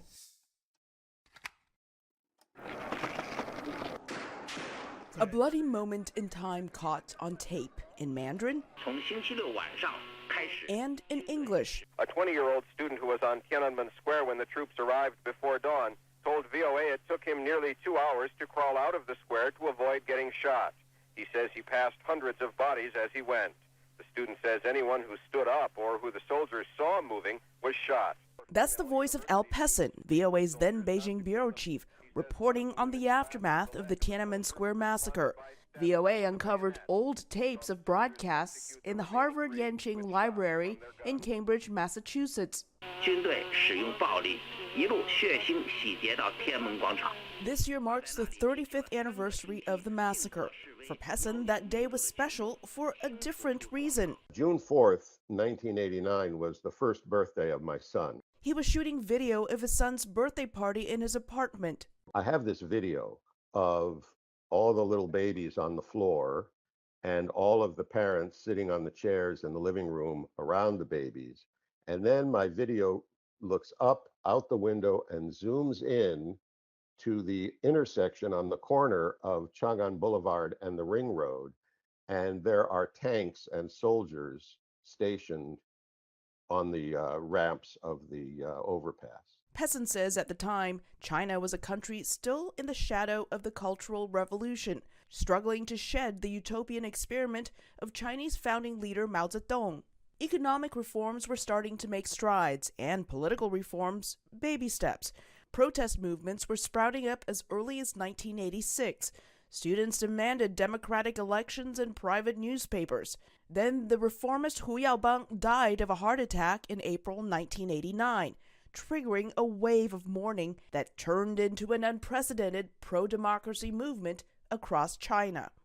Pessin remembers trying to drive during one of the demonstrations leading up to the massacre. All of a sudden, these organized groups started marching around us from behind the car and coming on both sides of the car and then reforming in front of the car. And they were carrying banners that identified each groups, and these turned out to be not students. These were workers. Ultimately, the demonstrators were gunned down. Students saw 4 female university students plead with soldiers not to kill them. He says one of the women clasped the leg of a soldier who responded by stabbing her with a bayonet. He saw the soldiers execute the remaining 3 with shots from their guns. Chinese authorities have tried to erase this history. Mentioning the incident is taboo in China. Behind the information iron curtain, many Chinese today do not know what happened. The government sends all patriotic people who want to make some small changes to prison. But Luo Shentun, who now lives in the U.S., says there is hope for something different for her homeland. I believe China will get better because even someone like me, who didn't care about politics at all, is now completely involved with overthrowing the government. My husband and I are both optimistic. Optimistic that the ideals that led to the students' deaths at Tiananmen Square will be realized, and that the journalists who reported on events that day will keep their memory alive. For Xiaoyu, Elizabeth Lee, VOA News. Another milestone, the 80th anniversary of one of the most audacious military offensives ever undertaken. On June 6, 1944, over 150,000 Allied troops landed on the beaches of Normandy, France, or parachuted into French territory. By the end of the day, nearly 4,500 of those men had been killed. It marked the beginning of the end of the Second World War. All this time, of course, troops had continued to pour into France following the brilliant success of the Allied landings. Here are more Americans on their way in. Fierce fighting lay ahead of them beyond the beaches. Rommel would undoubtedly counterattack. But the first phase, the securing of a foothold in France, was an Allied victory of the first magnitude. I saw one of the saddest things I've ever seen. The color of the water's changed. Those poor guys on the ground deserve all the credit they can get. The paratroopers, the armored forces, the ground troops. They are the ones. I'm Jessica Jarit. We'll see you next week for The Inside Story.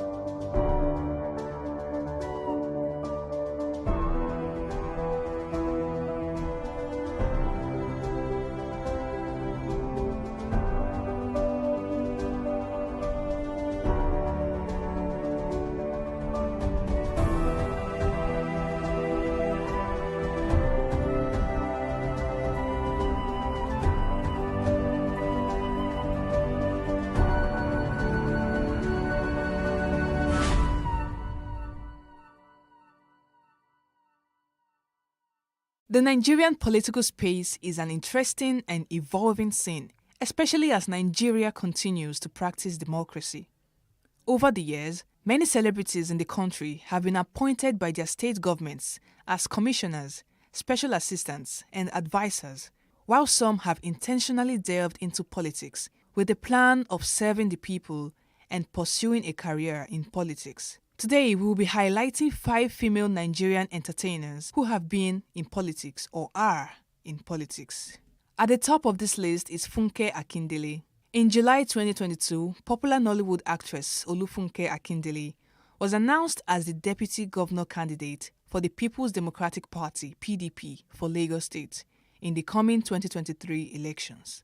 The Nollywood star, best known for her Jennifer character, will be running alongside Olajide Adediran, a journalist, entrepreneur, and philanthropist popularly known as Jandor.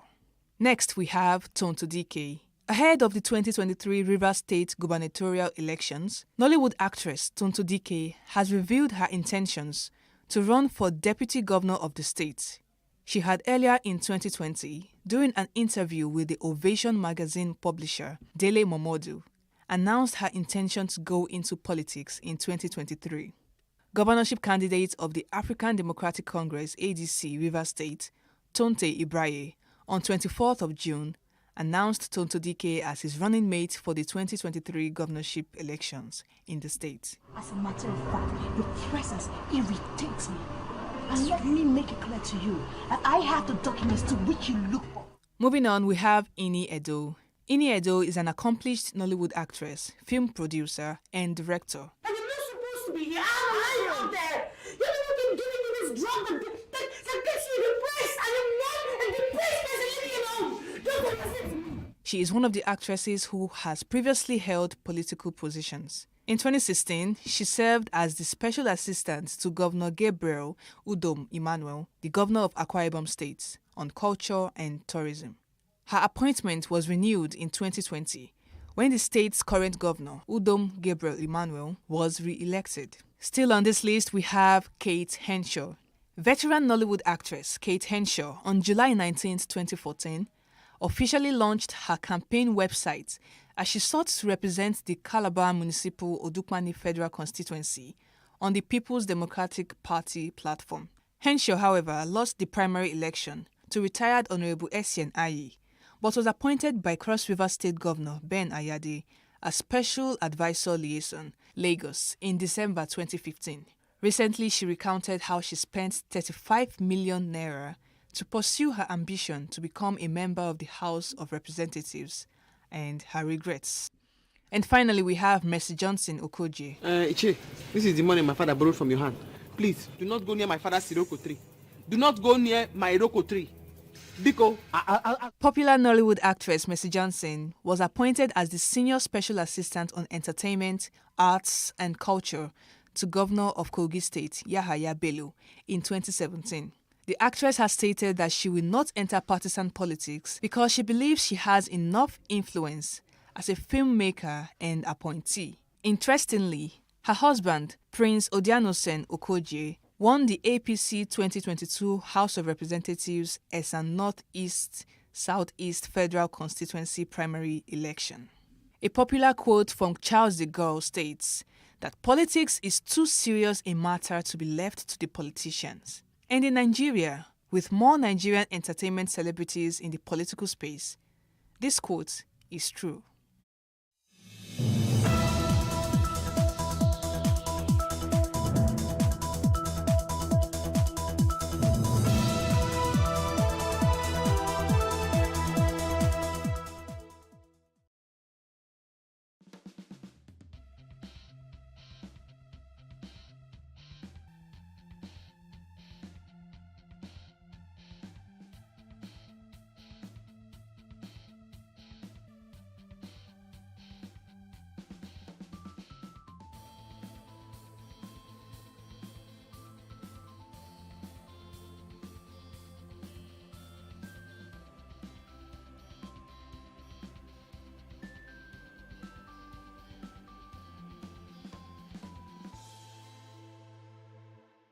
starting this show can be such a pain. Everybody has to dance because we're happy in the conversation room.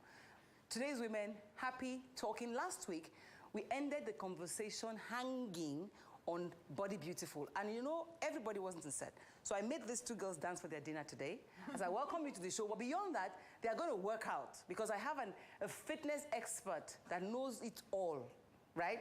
In-house. And that fitness expert is going to take you through some motions before we welcome you back to the final part of our conversations on TW. All right, hi, welcome back.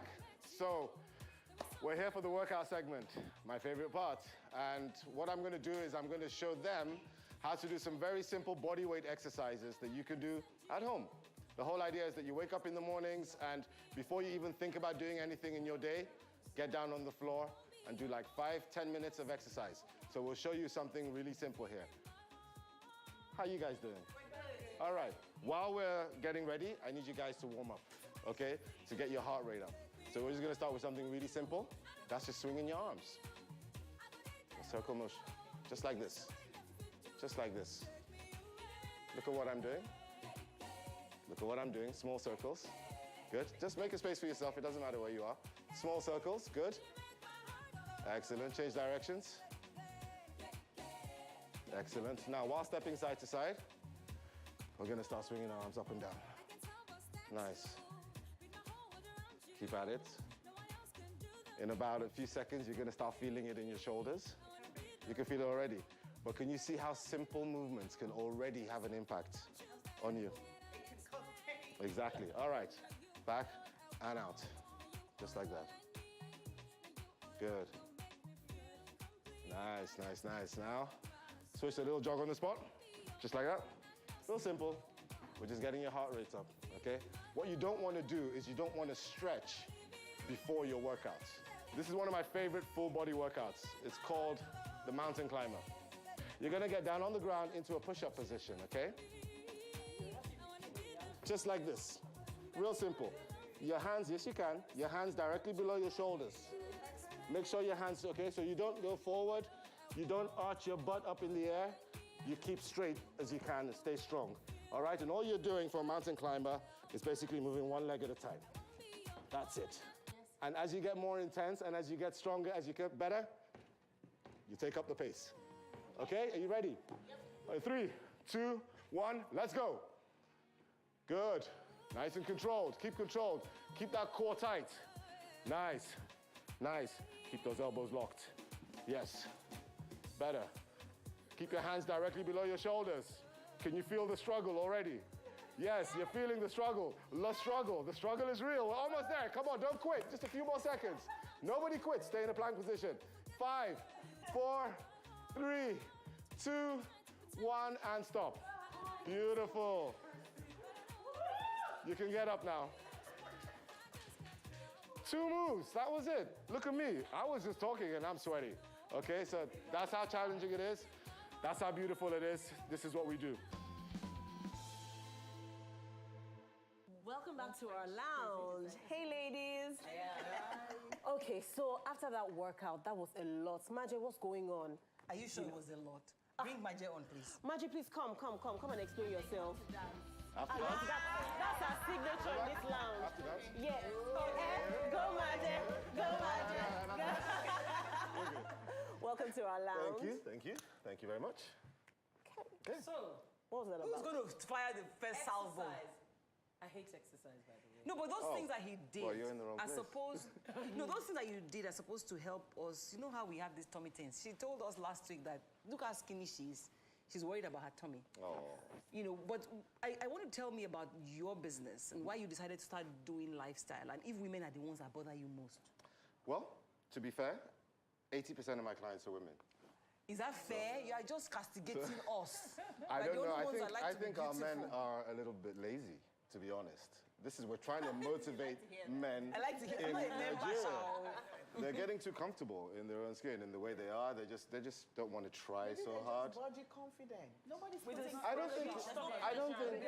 No, you see what happens. Okay, hold. They can get the ladies anyway. It's a lifestyle. It's a lifestyle thing. You know, for men, I think it's about work. Work is what defines us. Too busy. You know, so, you know, being busy is, I don't have time for that, I don't have that, that's fine.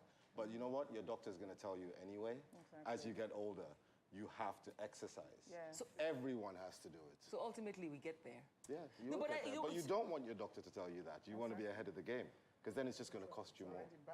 It's already, you've already gone too far. It's a problem already. Yeah. So, but I mean, how do you draw the line between when it's an image issue and a health issue? I mean, I'm going to ask Chisom to address that, because Chisom, could you just do a little spin? Chisom is in her 20s. She's so stacked. And she talked about, once on the show, she talked about having some body issues, you know. And I mean, I just wonder if exercise would have been one option that you took. Yes, I always didn't feel comfortable being a plus-size person. I've always been this way since I was younger. So, you know how you just go out and people call you Orobo, Yes. Fatty, and all those things, you know? So it was, I literally had to take a step to exercise, start swimming classes, which is a very good exercise, yeah? Swimming's amazing. Yeah, so I had to do swimming lessons. I had to take swimming lessons, and I also had to do aerobics, which I absolutely hate. No, why I asked her to share the experiences? Because sometimes being big is not being fat. You know, what's the difference? You know, and I kept Dr. Vivian in the house just in case we want to go the medical it's room. really just down to how you feel. How do you feel when you wake up in the morning? Oh. Or how are you Yeah. made to feel? Forget about how other people make you feel. This is between you and yourself, you and the mirror. Okay? How do, in your mind, in your body, how do you feel energy-wise when you wake up? Yeah, energy. How do you feel emotionally when you wake up? You see, exercise for me solves everything. It does. Literally everything. What's the Stress, medical explanation for that? medical I've heard explanation. something about oxytocin or endorphins. Your endorphins, it's a natural. In a good mood. Absolutely. And then, of course, the oxygenation. When you exercise, your circulation improves, so oxygen is delivered to all your cells. Your skin improves. Yes, The way you think exactly. improves. You see, I do a lot of mental health applications in my workouts. Yes, because it affects the way you think. The process in life is everything. The process. And when I say the process, I mean, imagine you're going on a workout program. The work that you're doing, which everyone hates, you hate the cardio, you know, the people don't like the cardio, but that is the process. And what we try to teach is how to fall in love with the process. Yes. So like with life is, you know, stressful, it's hard work, you're gonna bleed, you're gonna cry, but that is part of the process. That's what makes you, it's not about the destination. It's not about what you want to achieve, not about where you want to get to physically. It's about the journey while you're on it and falling in love with that, because the process is the lifestyle. Some of us don't like the journey, but you know, you've been gymming. In fact, you know, some of your gym buddies are shocked when they I keep bringing up this age issue. Sorry. I've been gymming for about 20 years, and I couldn't do without Please, let's it clap now. for that. How many days a week do you do? I gym, and I have gym buddies at Proflex who can attest to it. I attend the gym 4 times a week for 90 minutes each. I do 1.5 classes. Amazing. That's great. And then I walk 10 kilometers on Sunday. Could you come and talk to my clients, please? You pay us. You pay us. If Before any girl is here. If I didn't exercise for 2 weeks, I'd be bad, mood, Yes, waking up, Absolutely. unhappy.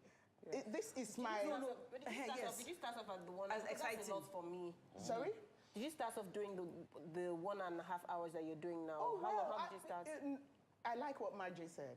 You have to fall in love with the process. Yes.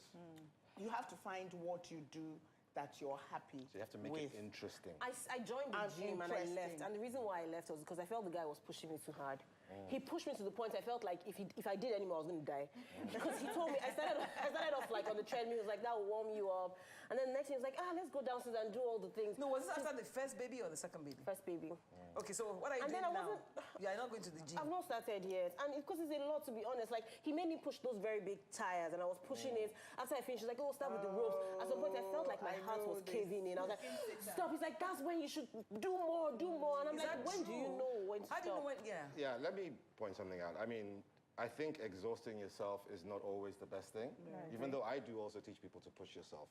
Because again, it's an Because I'm just not application going to say if that Maja works says otherwise. in the rest of your life as well. Pushing yourself. The people that excel, the people that succeed are people that take themselves beyond if you the don't norm. do health checks first. That's true. Absolutely. First things first. The first thing you do is you get clearance from your doctor.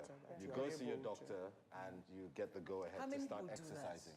Well, Well, you it's have to just create the advisable awareness. because, you know, for me, anyone signing up to one of my programs, I insist that you have been to your doctor already. You've gotten your clearance because I can't afford any injuries.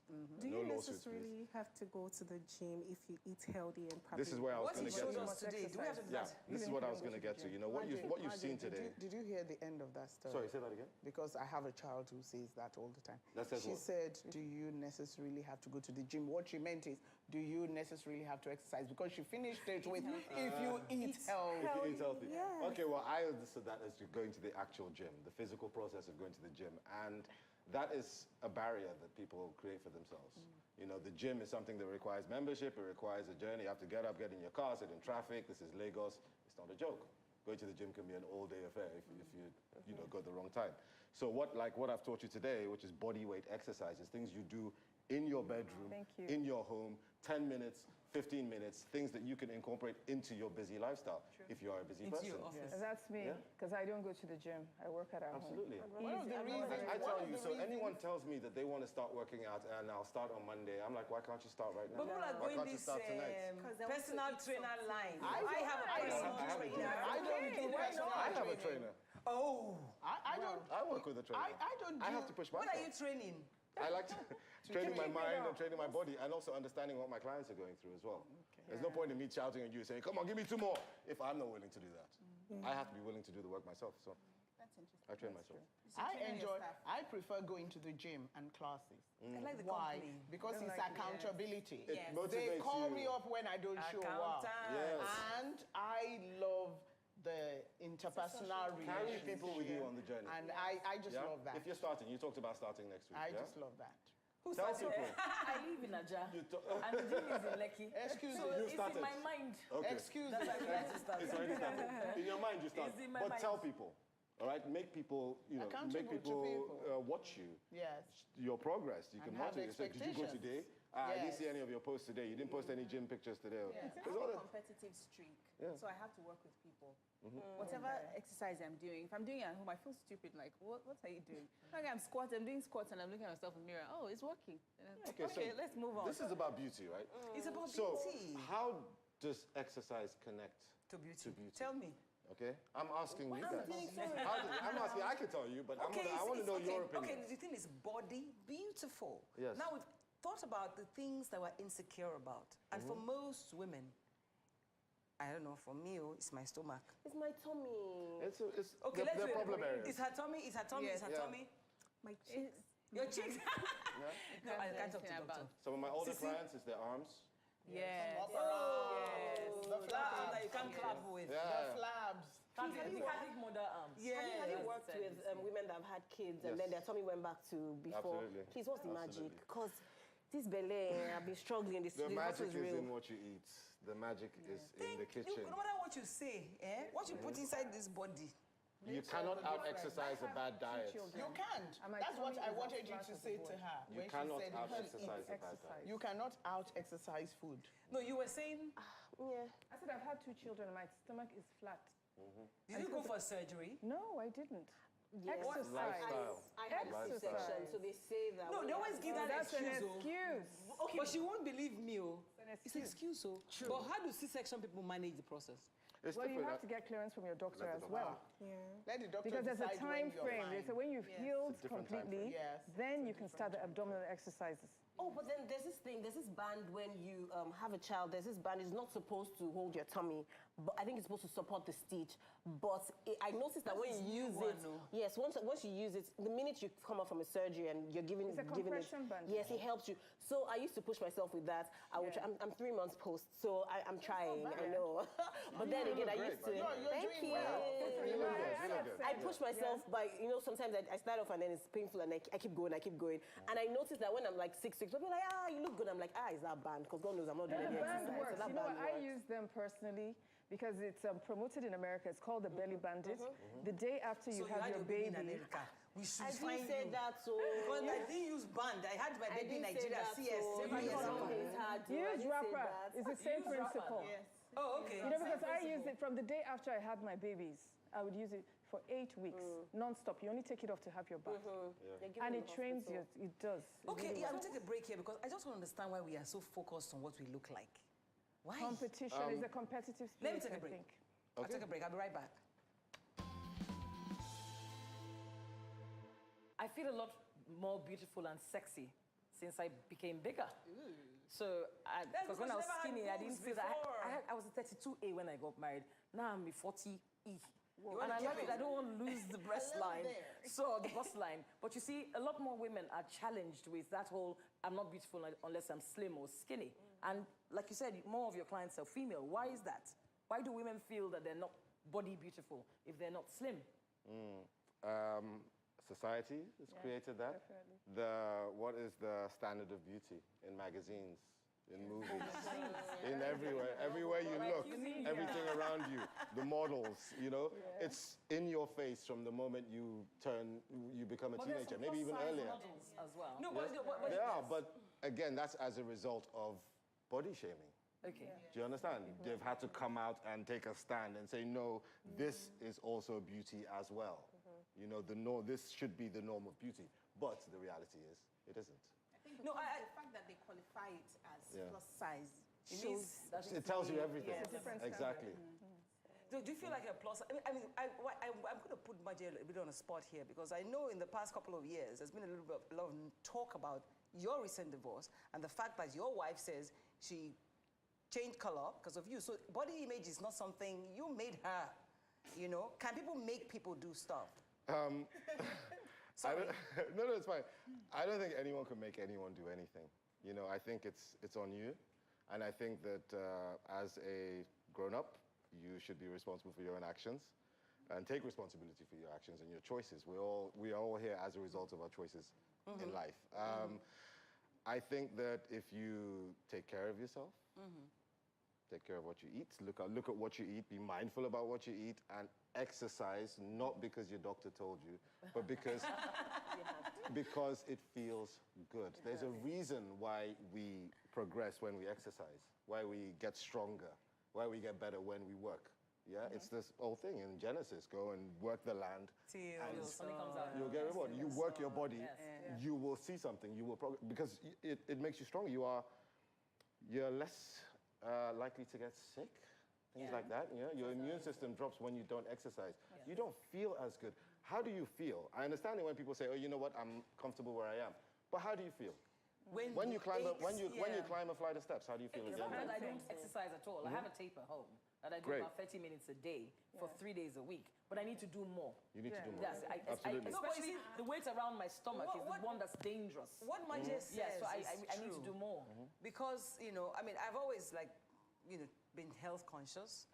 But in recent times, again, apart from these frown lines, and by the way, she told me there are muscles, which is muscles. I find that I wake up in the morning, some joints will ache. Oh, yes, it's squeaky. That is a sign for me. Go and start working out again. When you wake up in the morning, you don't want to get up, and one part is aching, and nobody will have to tell you. I can hear my knee. Yeah, when you climb, it creak. But 2 weeks of exercise, that same waking up in the morning is a different thing. You jump out of bed like somebody's pushing you somewhere. Okay, you see, Chisom, you're so quiet. I was just wondering, Chisom is so quiet. So yes, I wanted to ask, what do you do when you get bored with the present workouts that you're doing? Mix it up. Because no, like, absolutely. So sometimes I go to the gym for like a month or probably 2 months, and I don't want to be here at all. I just want to do something different, probably play basketball, probably do. Look, the gym is a very intimidating environment, especially for beginners. You know, people actually don't want to go to the gym because they're just too nervous. They're like in a bunch of fit people in there doing their things, so it puts you off. You don't want to go. Especially, exactly. No, me, I said to go to an all-women's gym. And you're like, what are you still doing on the treadmill? It's an all-women's gym. Yeah, so I go to an all-women's gym, so I don't care whether the but even then, it's intimidating. I was almost going to say I would go there, but no, I'm still single, and you know, you never can tell. All the girls can come from there. Let me just finish answering her question. Sorry. Mixing it up is probably the best thing you can do. Number one, because your body adjusts to workouts very quickly anyway, so you can plateau really easily. So if you're just doing the same move, every morning you wake up, you're doing the same crunches, the same thing, your body will get used to that and you will not see the same progress. So I think it's important to do things that not only that you enjoy, but challenge you in different ways. Swimming, one day. Go play squash. You know, pick up tennis, run, cycling. The whole week he's taking up. When is But one bed? How many hours? I will say find another one bed and For 5 dance. days. Dance. Go to a dance In class. your house too. Dance in your Can I room. just give you a liberating thought? Yes. 10 years ago, I went to my first boot camp, and this is what liberated me forever. And I have not stopped exercising. The guy at Champneys, at the boot camp, I know Japanese. came into class, and it was a class of like 30 of us. I was the only non-Caucasian. And he came into the class and he said, anyone, when you woke up this morning, did you ask yourself, are we going to eat today? And we thought, trick question. We all went quiet. What is he saying? He says, no, this is not a trick question. Tell me, did you just wake up and think, is today an eating day or not? Or did you just wake up and you knew there would be food? He says, so that body was created to exercise so that that food is fuel. So you guys take fuel every day. But you don't burn it. And you start asking yourself every day whether you should exercise. Yes. So you're loading up on fuel and you're not using up your fuel. Yeah. So how does that work? I mean, that liberated me forever. And so usually I'm just going, you know what, I eat every day. So if I go to the gym or exercise 4 or 5 days a week, Is there surgery that can help to remove all those, Maybe excess fat. yeah, I mean, all over, not only here. It will, and exercise start is not- again. I feel it goes beyond losing the fat. It's about fitness. Yes. So removing the fat and you're still creaking all over the place is of no use to Cardio, you. That's the truth. heart health It is so important. It's so important to And then just another thing- your functionality as a human being. But there's another You know, downside. one thing is that when you exercise as well, oxygenation to the brain improves, so mental clarity improves, creative better. juices start to flow. Yeah. People are more productive when they exercise. So it's not about being beautiful. Isn't it about being beautiful? Not always. It's just general overall health. There are people who are But beauty, big but you've and talked are about fit. beauty Yes. being something that you can see from the inside, right? Exactly. So if somebody is confident and beautiful on the inside, it shows And they're happy. on the outside. And you Let me ask you a question as a guy. So it's connected. Go. As a guy. As a guy, you have to answer this. So a lot of men say this. And my husband says this. Why do you do all this makeup? You don't need makeup. You're fine out without makeup.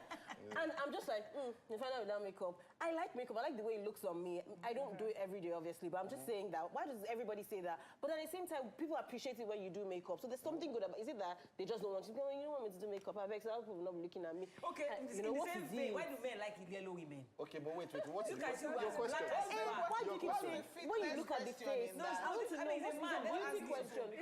You can ask man questions. That's fine. to hide the flaws. Yeah, so men like makeup, don't you? And Brazilian hair. We like makeup from a And this. distance. And We're the hair. attracted to it, but I think that once we're up close and personal, we want to touch your Okay, face. so when you're toasting the babe, you like the makeup. When she comes close to you, Well, as we get to know you, we want to make contact. And then what happens when you don't recognize her after she takes her Okay, makeup? obviously. Okay, ladies. Obviously, time is all the never enough in cranky. this So conversation. women are so done Never up, you enough. don't But recognize I think them. we've made the point. The point Yeah. is beauty is from within. Yes. Whether it's physical, whether it's what you have here, and whatever it is, it's from within. And we all at least agree on that point today. I'll give everybody 30 seconds. Should I start with Omoye? What have you taken away? You were in both editions, last week and this week. I think for me, I know this. I just need to be consistent with this lifestyle choice to be fit. Exercising is about Is that why being you fit. removed your shoes? My feet have done their workouts for the day. So that's it. Sis, 10 years. I've been exercising for years, and I know I couldn't do without it. And I would encourage everybody to take up exercise. I need a because personal, I need something from you. Till tomorrow, tell me, maybe I'm crazy. Every day I get up to go to the gym, it's still a struggle. But every day I leave, I am happy. Guess what? The first 10 minutes, Marjorie will tell you, even those of us who exercise all the time, the first 10 minutes, it's a struggle. It's a struggle. Even after 10 years? Yes. Yeah.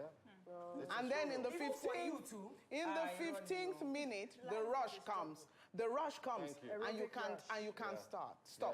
Because when I'm leaving, I am, in fact, the whole day I am flying. The payoff is just too Yes. much. It's amazing. Yes. But every time I want to go, it's terrible. So what's your own, Healthier. I'd like to have a healthier lifestyle. Okay, can we So I lose those, have to. we're going to work together to lose those tires. Okay. No, I'll work with Chisom. You just put me under too much pressure. Oh. Both of you come and work with me. No, you see? No, he'll be kind. He'll be kind to you. Trust me, he'll be kind to you. So do you get discounts for coming?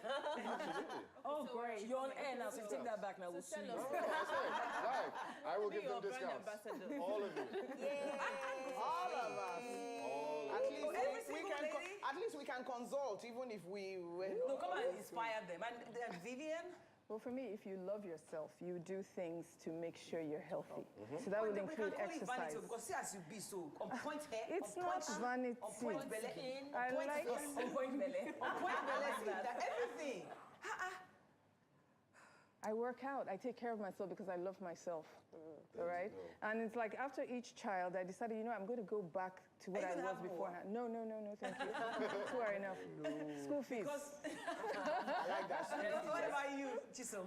I think I need Are you taking up his offer? Yes, of course. So I'm going to take up his offer and I'm going to eat healthier because I've been really bad lately. For me, I'm no longer going to deceive myself that being skinny is healthy. So I'm going to make an effort to do something about being healthy. And for me, I'm going to keep trying, but I mean, Vivian has told me, just frown less, keep a nice, calm look, use sunscreen, take vitamin C. Yes, and all the fish oil. Please, fish oil, I've not done all those ones, but I started vitamin C. And gallons of can you see the difference? Gallons hydration. No, I've always galloned water. Always. Maybe that's why I didn't notice early. But anyway, I must go. But the point is, if you love yourself, it doesn't matter how much others love you. Because then, doesn't nobody, it's because of this person I want to be fat or tall or skin. Exactly. Love yourself first. And everything else falls in place, right? Yes. That's right. Yep. Thank you, ladies. And thank you, my Jay. That was awesome.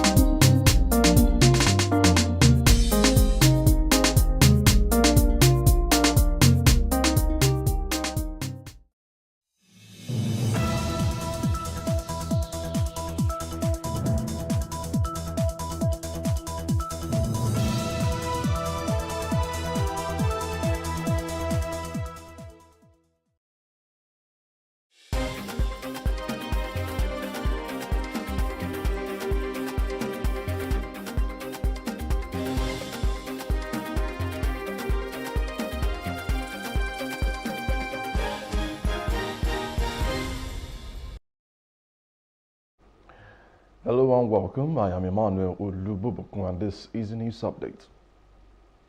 Now, over 1.5 million Muslims gathered at Mount Arafat for the annual Hajj pilgrimage, praying for hours, particularly for Palestinians in war-ravaged Gaza. The event is happening amid the ongoing conflict between Israel and Hamas and Gaza, triggered by a Palestinian militant attack on southern Israel on October 7. Saudi Arabia's minister in charge of religious pilgrimage, Tawfiq al-Rabia, warned against political activity during the Hajj. However, at least one pilgrim chanted in support of Palestinians, expressing prayers for their victory. Now, Iranian Supreme Leader Ayatollah Ali Khamenei also praised the Palestinians' resistance. Now, President Bola Tinubu is congratulating Muslims on the 2024 Eid al-Kabir celebration and highlighting the importance of sacrifice, faith, and obedience to the Almighty. He urged Muslims to reflect on the occasion and pray for peace in the country. Tinubu acknowledged the sacrifices made by Nigerians in the past year and assured them of positive outcomes from its reforms. He reassured Nigerians that his administration is prioritizing their physical, social, and economic security and will not relent on this noble endeavor. The federal government declared public holidays for the festival on June the 17th and 18th of 2024. Now, the Department of State Services, DSS, in Nigeria has advised Muslims to be cautious during the Eid al-Kabir, urging them to observe all necessary personal security procedures. The service has advised operators and patrons of malls, parks, and railway stations to ensure strict compliance with security measures for public safety. The DSS will collaborate with other security agencies to protect lives and properties during these celebrations. The federal government also declared Monday and Tuesday as public holidays to mark this year's Eid al-Kabir celebration. The DSS also congratulated all Muslim Ummah both at home and in diaspora on the occasion and called on Muslims to continue imbibing the spirit of peace, kindness, and sacrifice as exemplified by Prophet Ibrahim. Now, the Economic and Financial Crimes Commission, EFCC, and the Federal Bureau of Investigation have announced plans to collaborate to combat cybercrime and other emerging criminal threats. The meeting between the EFCC Chairman Ola Olukoyede and the FBI Director Christopher Wray in Abuja aimed to strengthening their partnership and take their collaboration to higher levels. The FCC will focus on prevention, public enlightenment, and e-procurement, tackle contract and procurement fraud. The partnership is now being beneficial for both agencies, with the FCC and recognizing the benefit of the FBI's manpower and capacity development programs. It's been a very strong relationship for a number of years, but my visit here, I think, is a reflection of how it's stronger than ever. And we're looking forward to trying to take that partnership to higher and higher levels as we combat threats that are threats both to the people of Nigeria as well as the people of the United States. One of our major problems in Nigeria is public corruption. I'm looking into a lot of government agencies, how they carry out their responsibilities, particularly in the area of contract and procurement activities. I also promise the nation that we are going to follow the rule of law. I believe in results. I also believe in the way we get our achievement result. It matters. If your result is going to be long-lasting, the process we follow matters. Also, as a lawyer myself, with my background in criminal law, promise the nation that we always do it right. The Nigeria Police Force has raised concerns over alleged irregularities and corruption in the Police Service Commission's 2022-2023 Police Constables Recruitment Exercise. The list released on the portal contains names of successful candidates who did not even apply or participate in the exercise.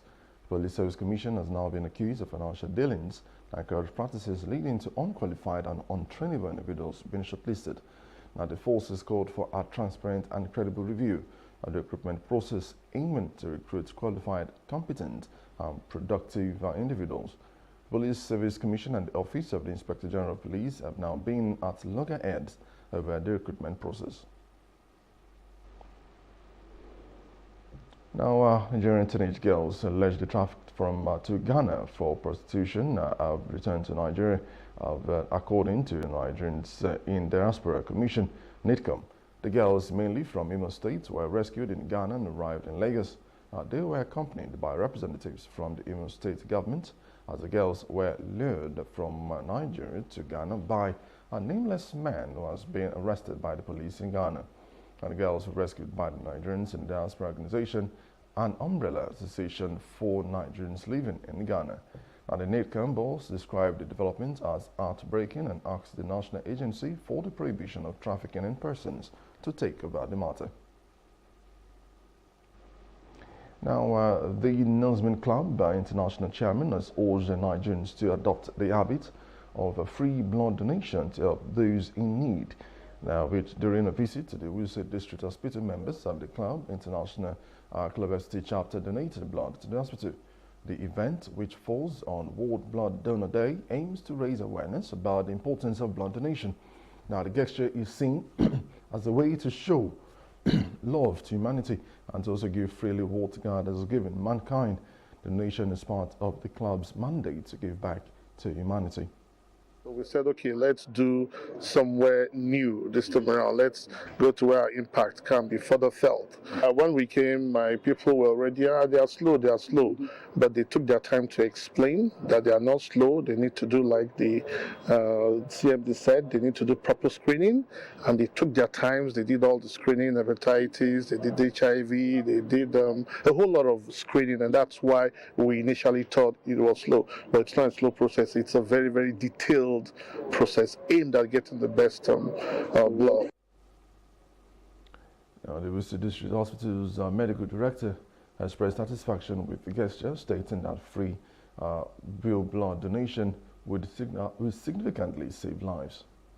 You have this blood, it's there, it's God-given. The little that you have, you can also reach out to others that don't have. Those that can't pay for this blood, it's good if you can donate free.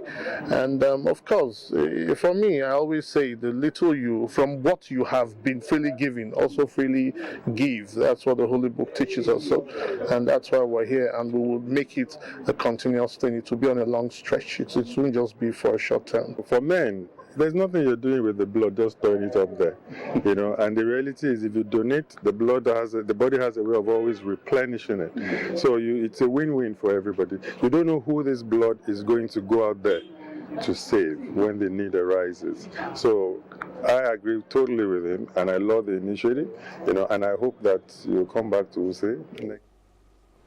Now, both individuals urge Nigerians to embrace the spirit of free will blood donation, as it could potentially save relatives or friends. It's our culture anyway. We have been doing this in every year of Blood Donor Day.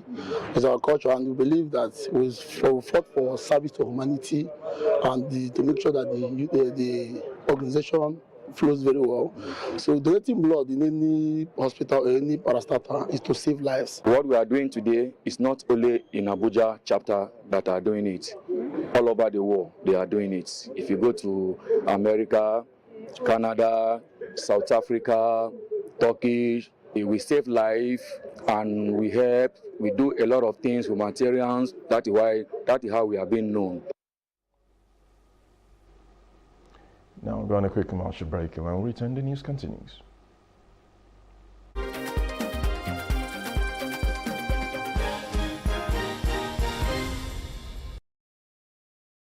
Picture this.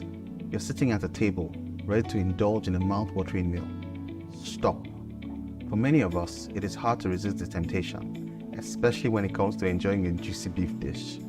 But have you ever stopped to think about the impact of your food choices on the greater good? Our food choices have a great impact on others. The beef industry is one of the leading contributors to deforestation.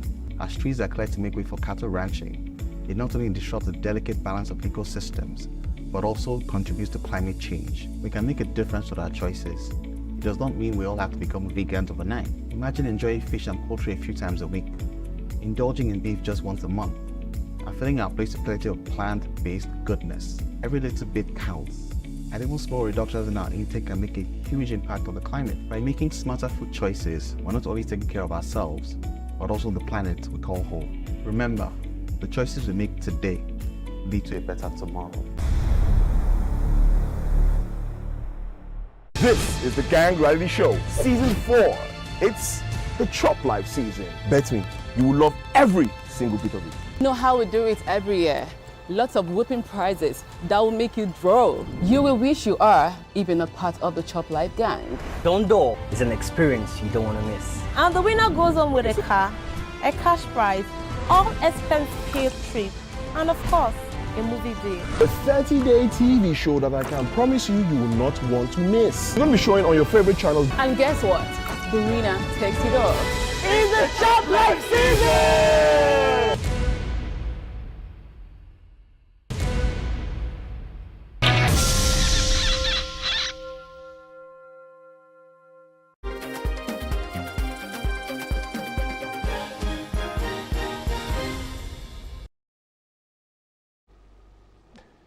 And now we'll move on to other parts of Africa. South Africa's President Cyril Ramaphosa has pledged to work with politicians from all political backgrounds after being re-elected by lawmakers. His African National Congress Party secured a second term in office through a coalition deal with the main opposition party and others. Ramaphosa won a convincing 283 votes against Malema.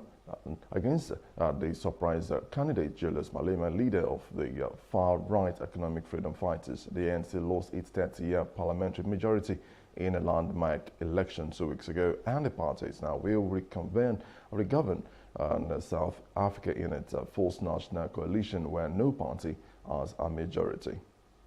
Madam Speaker, I want to thank the members of this august House who have voted for me, who through their vote have invested and placed their trust in me. I intend to work with all members and indeed to work together with even those who did not vote for me or who did not find their way clear to vote for me. And this is their democratic right. We are all South Africans, and I will serve all and work with even those who did not support me tonight. Now straight out South Africa, the Ukraine summit in Switzerland aims to produce the first tentative steps towards a peace process 28 months after Russia invaded Ukraine. However, with key players like China and Russia's ultimatum demanding Ukraine's capitulation, expectations of significant progress are low. The summit aims to now establish a political and legal framework for future peace, focusing on Ukraine's territorial integrity and sovereignty. The turnout is less promising than initially hoped, with the U.S. foreign policy establishment and right-wing parties more sympathetic to Moscow, expressing concerns about the war's viability. And into sports, Nigerian football has now seen Finidi George resign as head coach of the Super Eagles, the country's senior men's national team. Now George, a former Nigerian international and member of the 1994 Super Eagles squad, took over last month. His resignation comes after the Nigerian Football Federation, NFF, confirmed the search for a foreign technical advisor following a poor run in the World Cup qualifying round. Now, the 53-year-old appointed ahead of the World Cup qualifiers against South Africa and the Benin Republic. His poor run in the World Cup qualifying left the Super Eagles 2026 World Cup hopes in doubt, leaving a leadership vacuum within the national setup. The NFF will face pressure to find a suitable replacement. And that's the news update. For more stories, please follow us on Facebook, X, and Instagram, and do subscribe to our YouTube channel at Plus of Africa and Plus of Africa Lifestyle. You can also view us from LimeMix and LimeMix.tv and Glow TV apps anywhere in the world. I am Emmanuel Olubobokun. Many thanks for watching.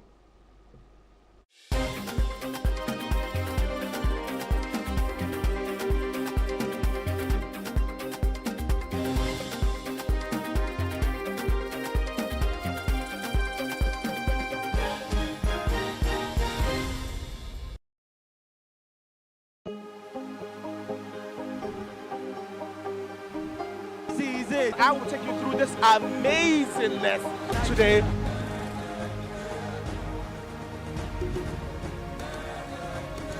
Welcome to Plus Trending. I am Buki November, your host, saying thank you for joining us on today's episode. Welcome back. It's tea time on Plus TV Africa. Practice makes perfect. I'm not perfect yet, but I'm a lot better than I used to be. He's a king. He's entitled to marry 100 if he wants to.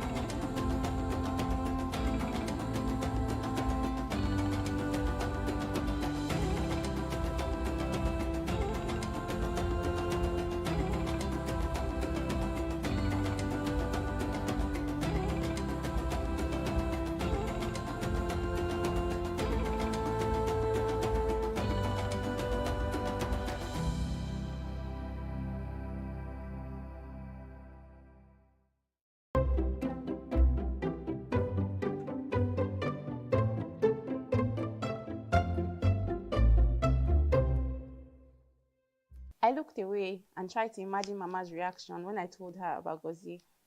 She had been waiting eagerly for me to bring someone home. I needed to marry early, she said. I lacked the traits and beauty to attract many suitors. Thus, I had to make to do with what I had before I was too old and educated to catch a decent man. Maybe I made a mistake by letting your father send you to university. That's why you like arguing like this. Too much book is inside your head, she lamented one day after interrupting a heated conversation between me and my brothers. Today it's politics, tomorrow it's football. Instead of you to come and join me in the kitchen, you're shouting up and down the house like a street boy. My grandmother used to say, only a foolish rat dances with the lizard in the rain. You're a woman, your brothers will have wives to cook for them. After all this book, better make sure you come home with a husband. You better not bring just a certificate. Adugo has that young man who's undo. Even Chinelo has somebody. Mama had been born in a time when education had been a luxury, if not a waste, for a girl child. But my grandmother had been a troublemaker. She'd insisted her husband send all their daughters to the local primary school to learn to read and write. Mama had spent the years afterwards learning to be a wife, and then her father shipped her off to be married long before she turned 18. I had other ambitions, desires she did not understand, to be something other than a wife. I hoped telling Mama about Gozie would restore her faith that I would be married someday. I was tired of being introduced to friends' sons, cousins, uncles, friends. Tired of Mama telling me every time the daughter of someone we knew got engaged or married, and our Ashrebi they were all planned to wear. Tired of congratulating others and watching them respond with oily smiles of those who had achieved all you aim to, saying, "Don't worry, God will do your own." My name is Iwanose Odafen, and I'm the author of Tomorrow I Become a Woman.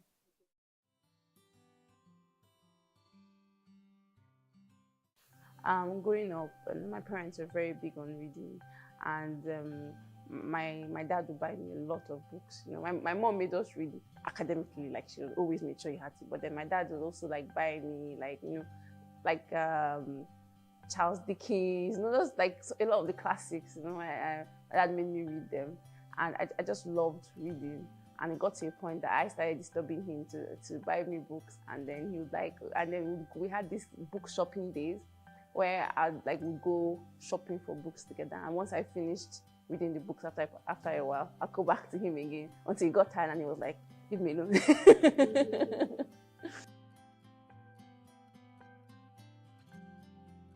I've always loved reading, like I explained to you, growing up that way. Well, writing actually was something I discovered pretty recently. It all started in 2015 when a friend was going through a very difficult situation. And I remember I was so frustrated about it, and I was talking to someone. The person said something I didn't agree with, basically repeating a lot of societal talk. And I was really upset by this. And I remember I told him, this friend of mine, I was like, I'm going to write about this. And he was like, go ahead now, write it. And it's obviously, because something absurd that, I had written it, then I used to write essays and I'd contributed to like some non-fiction things in school, but I'd never written like a novel, so it was a very bizarre thing to say I was going to do. But then in 2016, I had some free time because I was like in between jobs, I was applying for a job. And I was like, I want to write about this thing. I was really bothered by it, and I just started. Asking about writing, you don't get better. It's all right, you don't get better if you don't write. And I started, and my very first attempt was terrible, but I continued, and that just gave me so much peace, and that's how I really discovered my love for writing.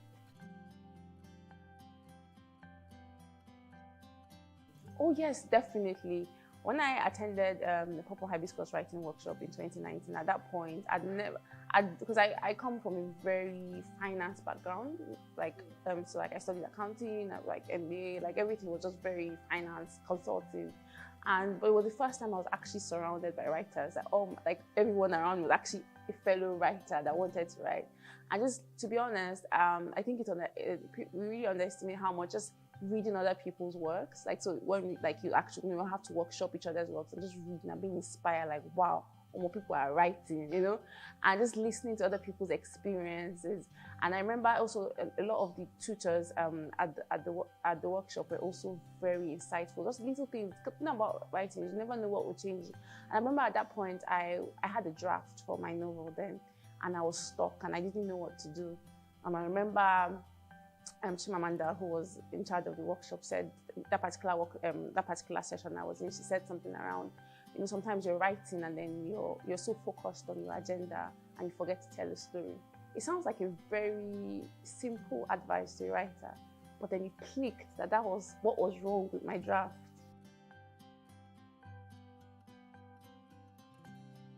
It was a lot. It was a very long process in the sense that, because I had to even gain confidence as a writer, I had to be sure in my own voice. I had to find my own writing voice.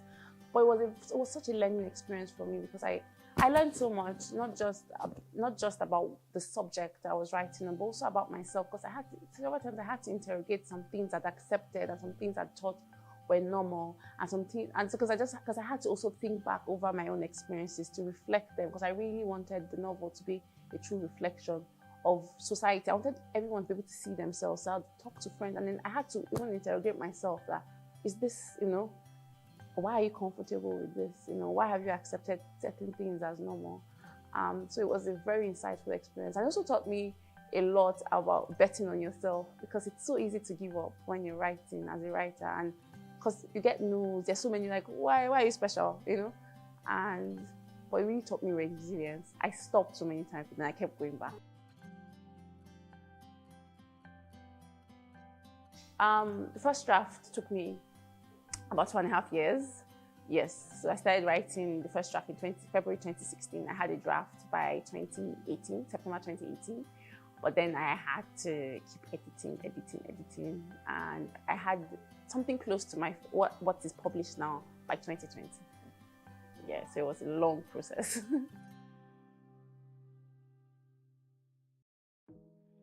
Okay, so it was, again, publishing. I think a lot of people don't really understand how the publishing process, So generally, okay, it's different for a lot of people, and also in Nigeria is a bit different from the West. So like the very first edition of my book was published in the UK, and to do that I had to query a lot of agents. I got a lot of no's. I got over 50 no's, and from the first draft I had, and that's kind of what spurred me to keep editing my draft. But I think around after the workshop in 2019, I went back early 2020, and I wrote my entire draft in 3 weeks. And I finished it, and I just felt like I can buy this book as I could walk into a bookshop and I can pick, and I was at that point, I knew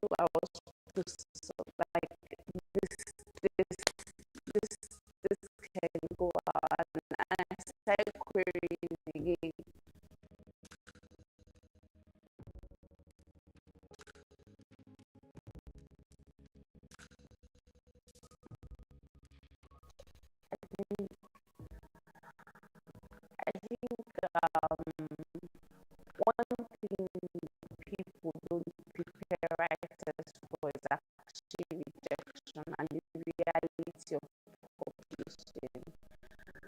I think accepting that you're going to be rejected is the first step. And it sounds like a crazy thing to say, like, why would you tell me that,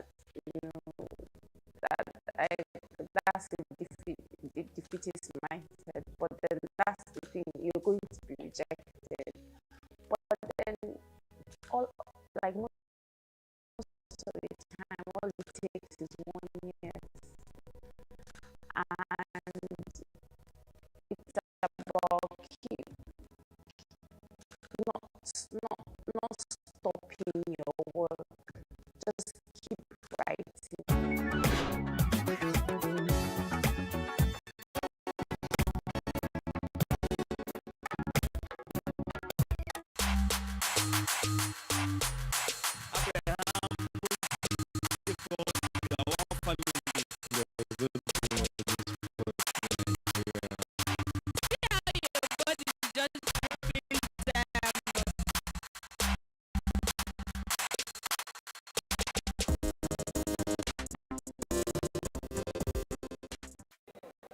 Nigeria jollof is the #1 jollof in the whole wide world.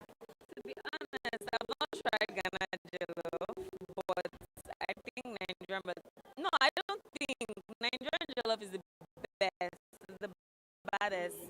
It originated from us. Am I right? I've actually tried Ghanaian jollof, and I must stick to Nigerian jollof rice. Period. I'm not biased. Nigerian jollof is the Ghanaian one is too brown and it's too mushy. Our own is, the grains they spread, and they taste nice. I trust our own is on point. Nigerian is the one. See, say Ghana jollof they go use gas, but if they use arrow with the smell of the effing go enter and it goes sweet. I just don't know what to say. I'm just happy. I just feel like crying. Well, I haven't had Ghanaian jollof, what other but jollof just Nigerian jollof. And I'll be honest, I'm not a jollof rice fan. I think jollof rice is overrated. I know you guys will be angry. I know you don't want to hear it, but the truth is, fried rice is the best. So. You're setting me up, bro.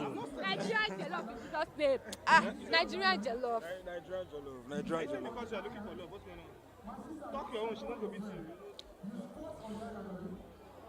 Why are you setting me up? No, but real. Nigerian jollof. Nigerian party jollof.